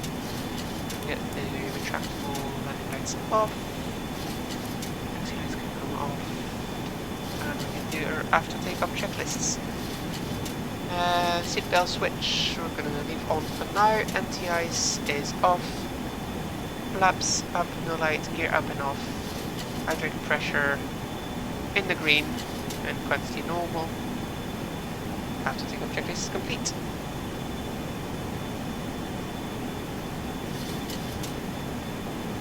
Okay, so now is where this is going to get interesting.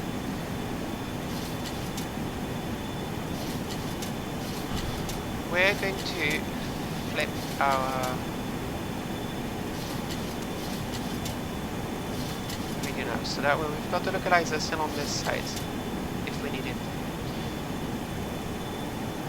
And not move the heading like I just did, but move the course so we essentially have it exactly on the level island VOR. Yeah. And then once we reach now, we're going to fly 90 degrees off. And when this reaches full scale deviation, we'll twist, well, for this first one, 5 on the heading and 5 on the course. And then we'll do that again every time we reach full scale deviation that way. I hope that makes sense. Yeah, so we're probably going to have to tighten it a bit because I didn't take enough margin for my turn. Yeah, 43 dB, that's way off.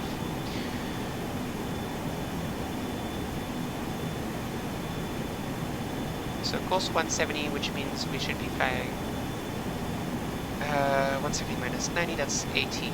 No. Yes. Yes. No.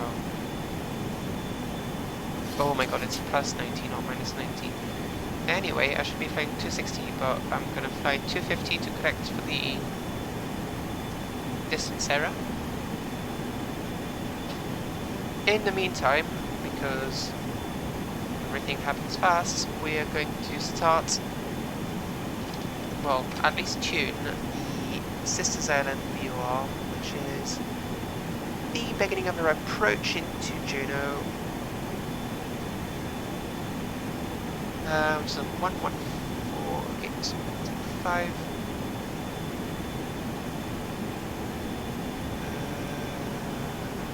We're on 170, right? Did I do it all wrong? I probably did it all wrong. I'm sorry. Ah, yeah, because this is not... Yeah, never mind.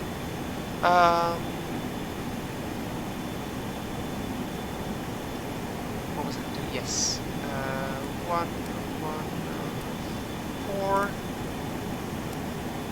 0.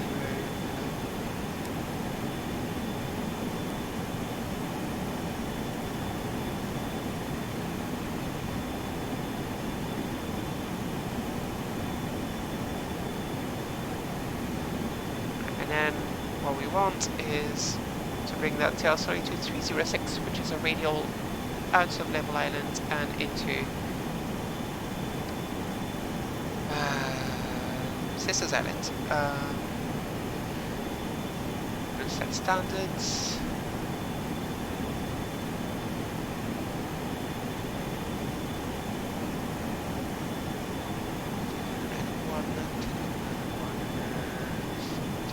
One.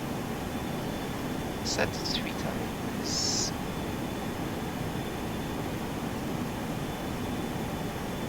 So what does our arc look like? It's not perfect, let's say. Did alert, what was our cruise speed? So we've done a pretty slow climb, right? We could have climbed a bit faster on the airspeeds, but given everything, I would rather do things slow.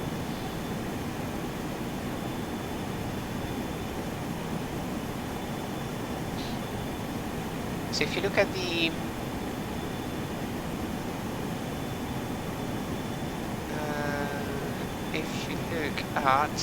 if you look at that needle, which is VOR2, you can see we're essentially pushing the needle away from us by flying towards the VOR. And so this is slowly going to come up to 306, which is the inbound radial that we want to fly. So we're going to wait for that to happen.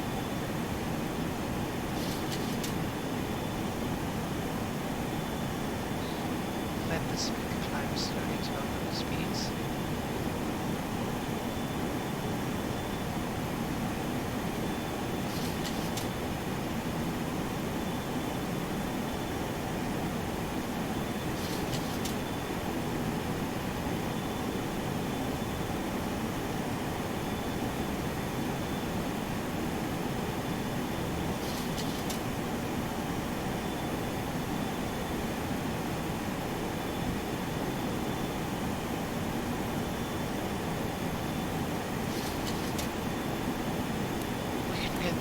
Off, release the passengers for now, and it's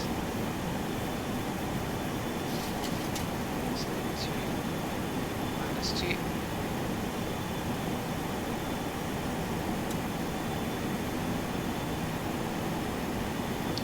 I'm a tad worried about the weather we're going to get in Juneau, not going to lie.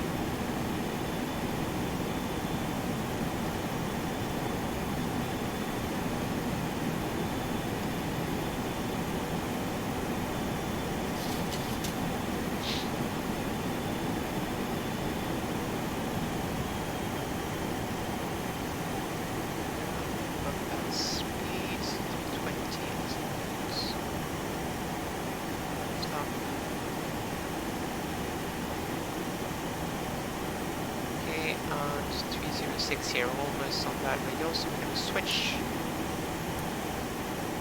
our radius.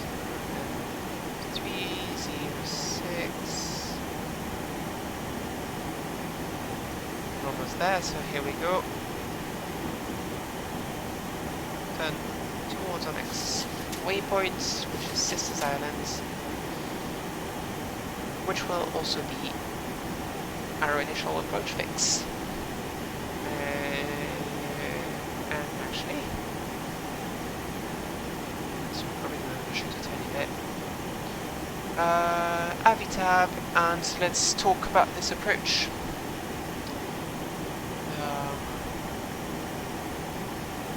Quote unquote fun. We're going to get into Sisters Island first, then fly outbound on the 007 radial, intercept the localizer at Linz, and then fly towards a misapproach point. Misapproach point, if we're not visual, a hard right-hand turn to heading 310, and from there backtrack the localizer again and go hold over Linz.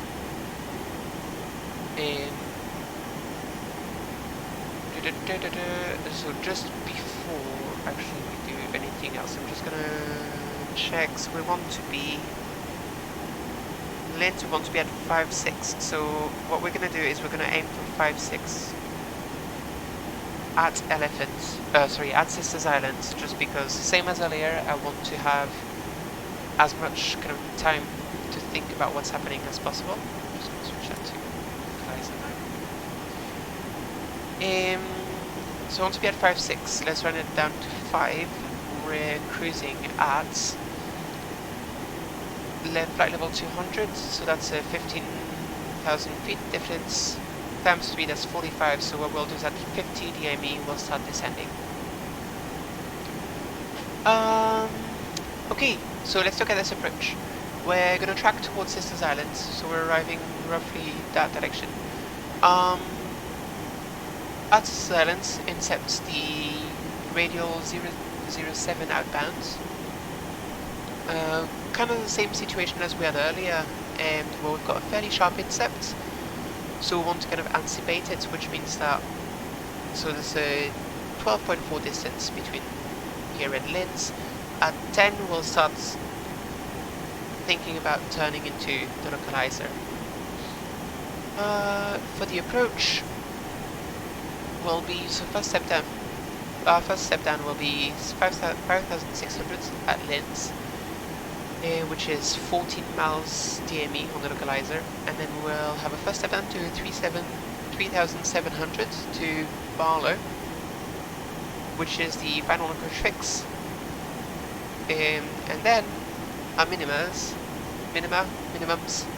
either are our lovely 3,340 feet, which is very high,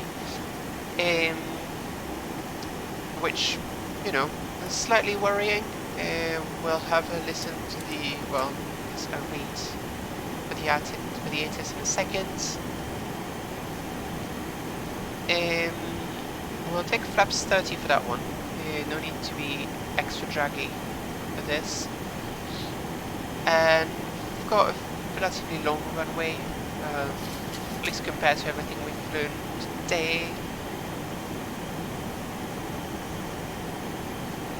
Yeah, we've got 2,700 meters. That's more than fine. So we'll go with auto brake medium. Flaps 30. 131 VREF. Let's have a look at the weather. It is a 1352, so let's see if we can get it. 1352. And we get nothing. Getting close to descent points. Start slowing down. Again. 280 knots.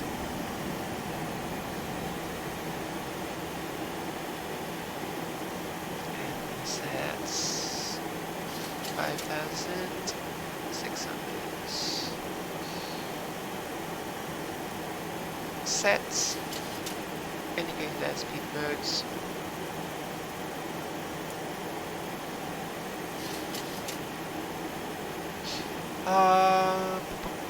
Yeah, so we can't get the weather here for some reason. Does Avitab still give it? I forgot. No weather information available. Broken at Oh, one. There we go. 090 at 15, so that's good because that's pretty much down the runway. 1,000 few, so that could be an issue, right? It should be fine, but you could always have like a couple of clouds that are just in the wrong place, and that will be enough to make you have a bad day. 4,600 broken is above our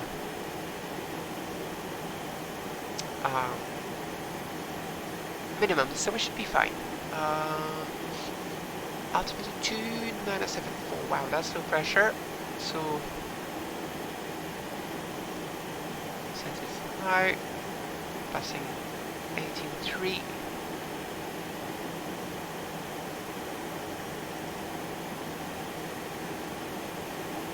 Once and 3 times. So other thing we're gonna do, we're gonna preset the localizer before we forget. So localizer is on 1099. So we're gonna set that here, ready to go. Once, and we're gonna set it here as well.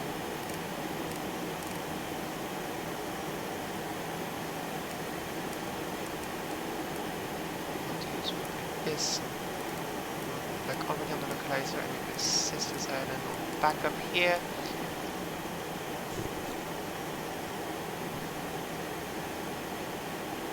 We can detune the ATIS, we've got it. So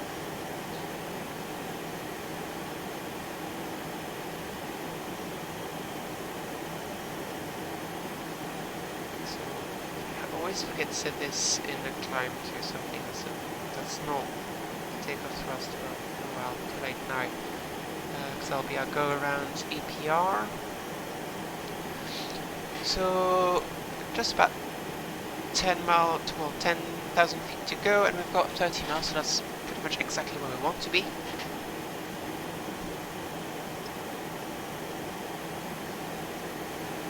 Yeah, we're really not going to see any of the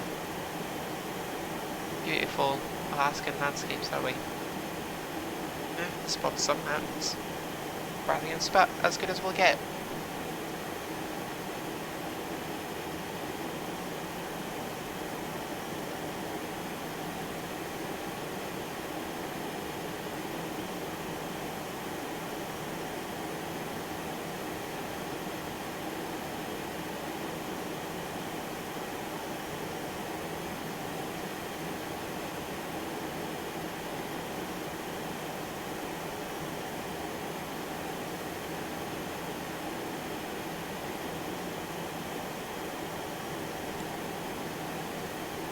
Okay, I'm gonna get the passengers back in their seat.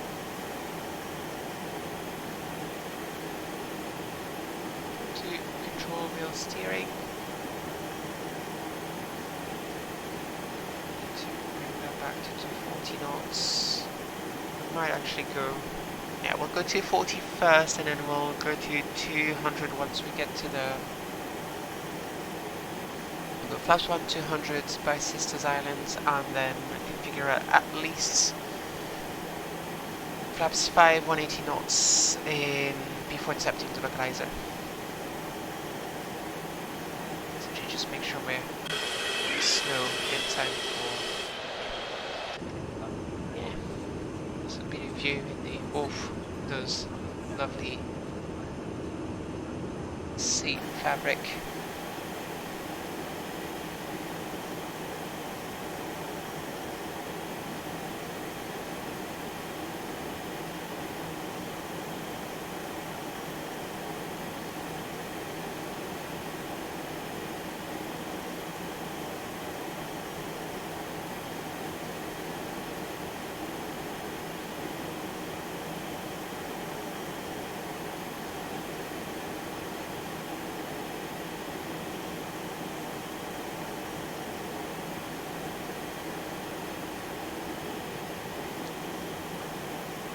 Okay, we're going to reduce the rate of descent slightly.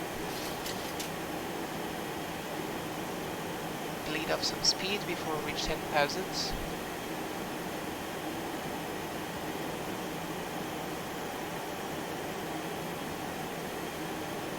That plane is surprisingly slippery for something that stubby. Which, I mean, I guess shouldn't be surprising because the 800 is incredibly slippery. Does not want to get rid of speed, and this one has thinner engines, so yeah, so because getting a bit behind the airplane in terms of speeds and altitudes, I'm going to get speed brakes out, get rid of some of that speed now, and then altitudes also.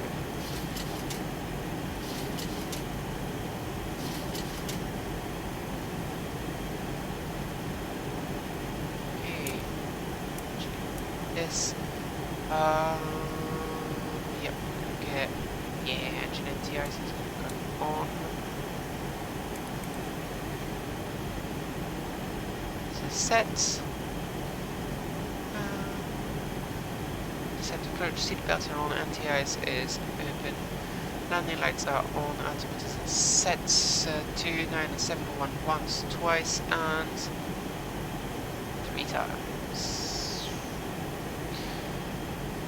Flight instruments are set. We have 1144 and 1099er frontal localizer. We're going to go into heading select now.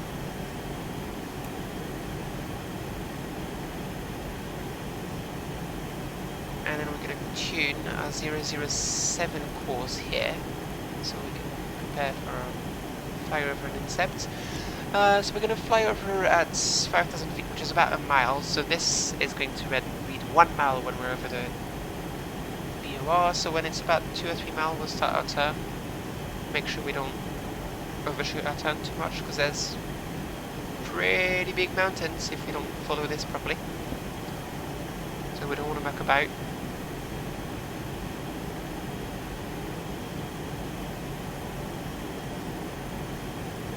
Almost see the grounds. Gee.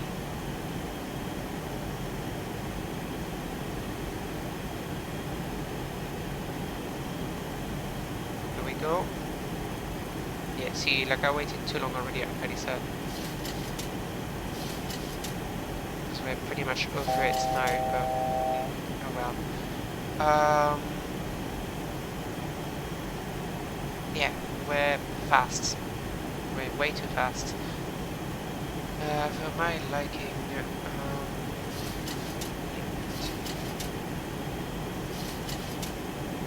drag that needle back. So, after Linz, our next... Oh, that's cheating. Our next altitude will be 3,700. So speed is coming back, which is good. That's what we want. We're under 230, so we can get flaps 1. Get rid of the speed brakes for now.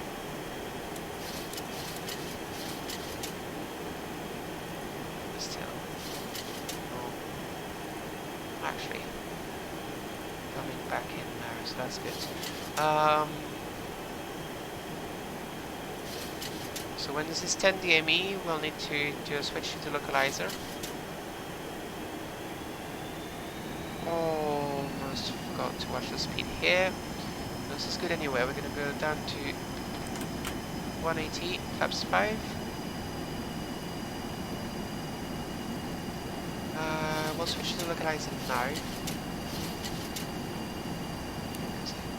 To be able to get it right. So it's 071 on the course.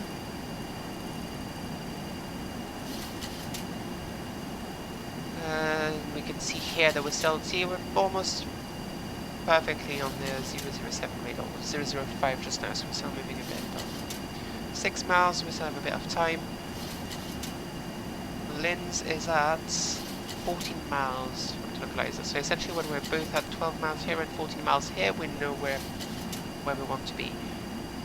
Careful with our speeds. Yeah, so because I've had issues with the airframe, I think we're just going to turn on the wing anti-ice, even though that's probably not something you do normally.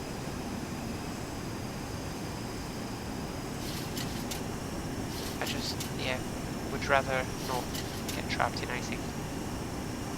You know, not ideal and all that. So yeah, so we're getting pushed by the wind a bit, so we need to turn again.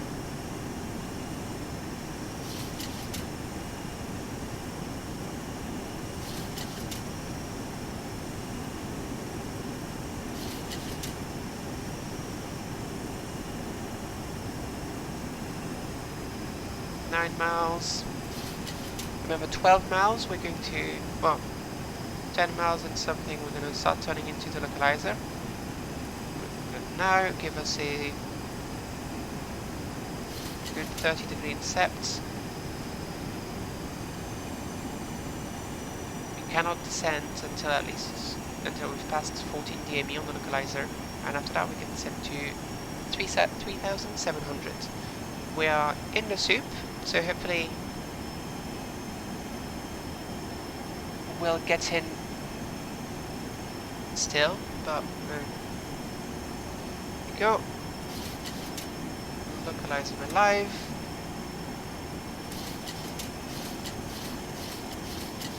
And 14 miles we can descend to 3,700. We'll take IAS for now. Lessen the workload a tiny bit.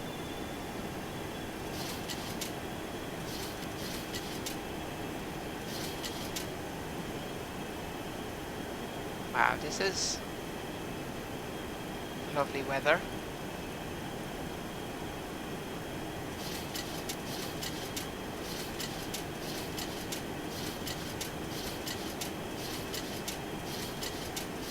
Yeah.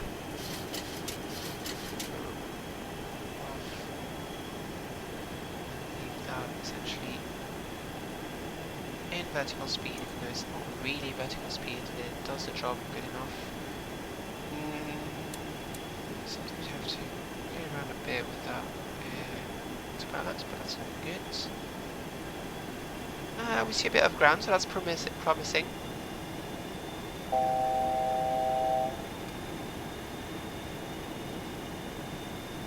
So we want to be at 3,700 by 8 DME. Oh, is that the runway?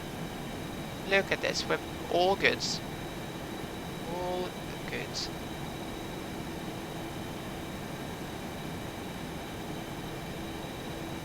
Just need the plane to track that localizer a bit better. Ah, that's good enough. And after this we can descend to a minimum descent altitude, which is 3,340, so we'll take 3,500.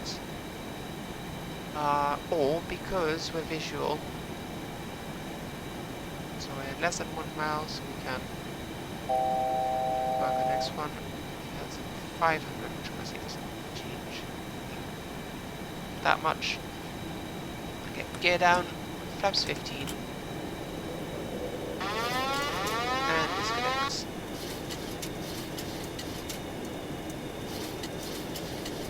Careful about that pitch.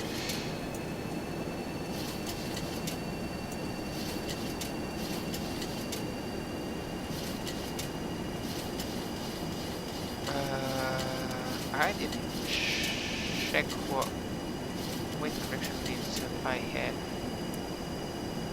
15, so we need to add 7 knots to our VREF.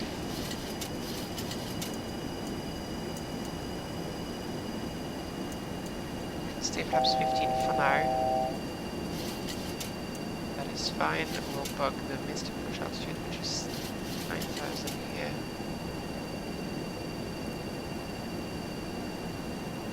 Armed speed brakes. Okay, takeoff landing checklist complete. Holding on the flaps.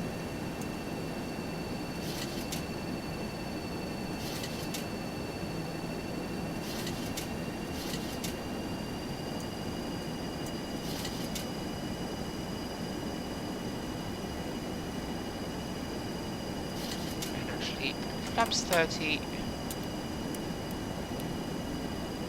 Takeoff checklist, landing checklist is complete. Get the flight director off because it's only going to distract us.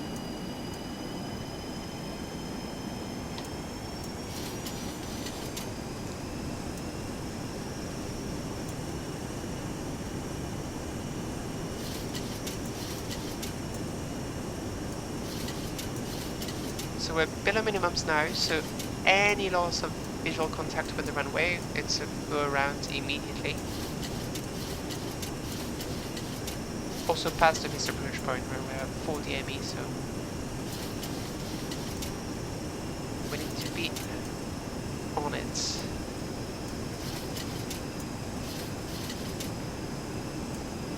I've backtracked a bit outside the localizer because I wasn't paying attention.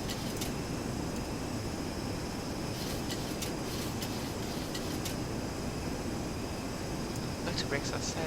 Yeah, we're all good.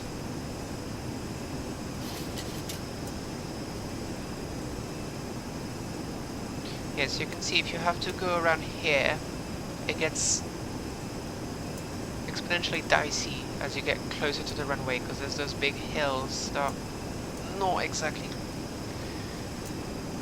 great for some middle marker. Oh, silence it. Oh, it's on the audio panel, isn't it? Yeah, and we can see the leading lights. Well, I set here and I set right here, yeah. We're where we want to be, that's good. 1,000. We're doing fine on the altitude as well.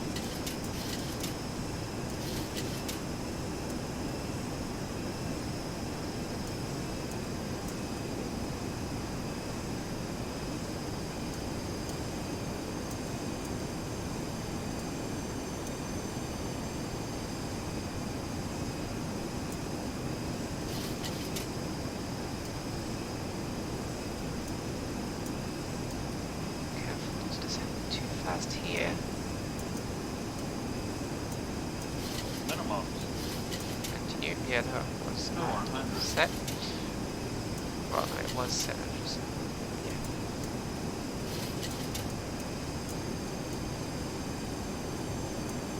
Okay, I'm gonna start the time. 300 seconds.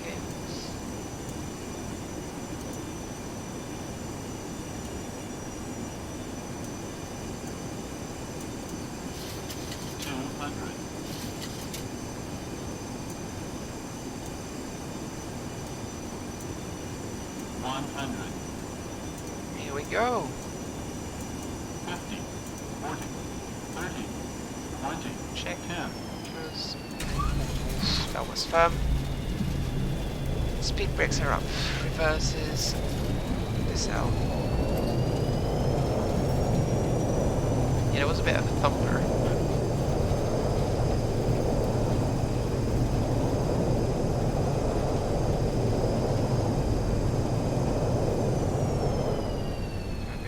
It. Yeah. All good. And there we go. That's the end of our trip. Oof. Well, that was tiring as a pilot.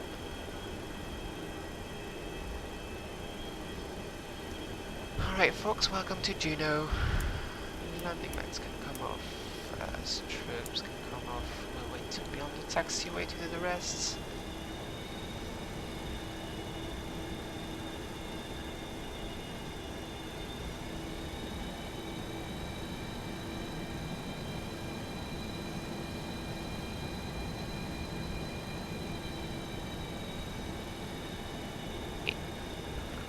Just do this. Silence that thing. These can come off.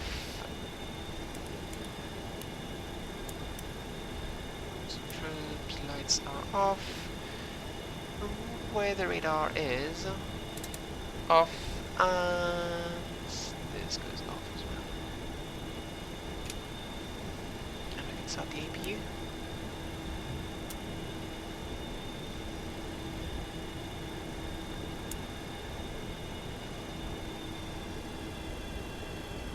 Oh, and flaps and spoilers would be a good idea too.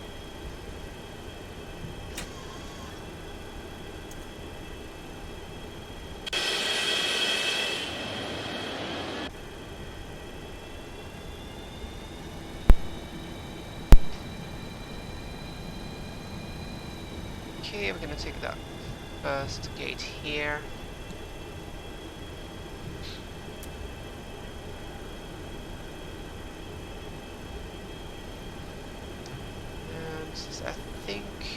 Professor X scenery.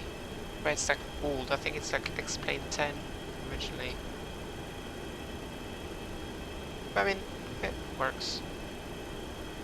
Okay, get our lights off because we don't want to blind the marshal arm. Which I think actually works on this one, which is cool.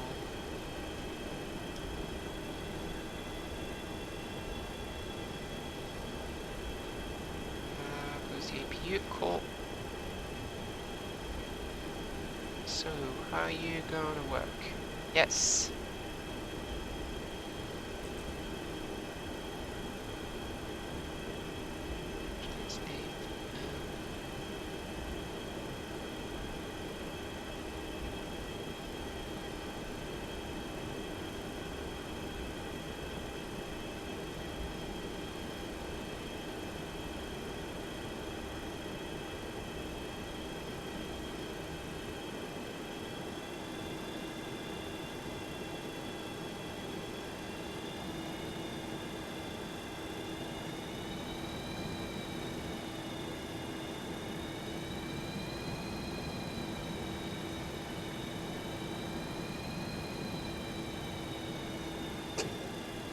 Here we go. APU on the bus. We can open the air isolation valve. APU bleed on. 2 blues, 1 red. Engines are dead. And welcome to Juno. We made it. Woo! These are some interesting jetway. But yeah. They'll have to do a bit of jumping, but that's fine. We left the strobes on. Yeah, good job. Yeah, welcome to Juno. If you somehow watched for this whole time, thank you. Yeah, I hope it was fun. It was fun to fly. A bit tiring after this whole time, but hey. Interesting nonetheless, and always good to see. Like, I'm actually really proud of that landing in Juno. It's very easy to botch, but it looks pretty much backlit compared to the charts, so yeah. Thanks, Puzzler. Oh, thanks, Nick. Yeah, as at some point I'd like to do, like, I'll probably do a stream as a kind of like just say Airliner 101, maybe. We'll see. I might do that in the tallest Airbus because yeah, always a nice one. Yeah, Pilsner, doing that in Shed Fight would be awesome. Especially like on these sectors, like having 2 pilots would be like amazing because doing everything on your own is quite hard. Let's just have a look at the replay of the landing. I want to see like how bad I like slammed it. I think the answer is quite bad. Let's see.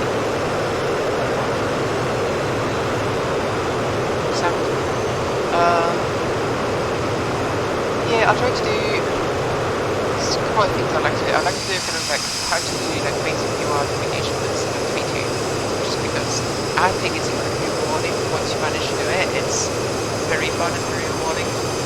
And probably just a Airliner 101 more like the one although we don't do flight simulation usually.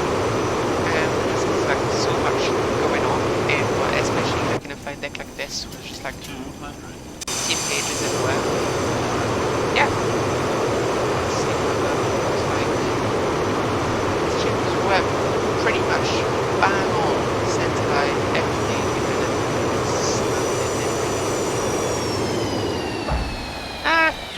you know what?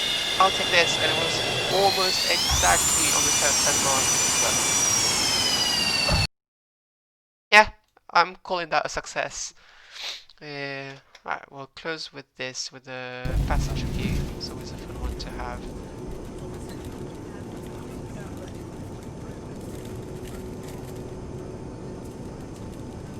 I guess here is a good point to start it. Oh, there we go. But yeah, if you watched the whole way through, thank you so much. Well, it's just a fun thing to do. I hope it was fun. And I might stream some programming for the Dash 8s soonish.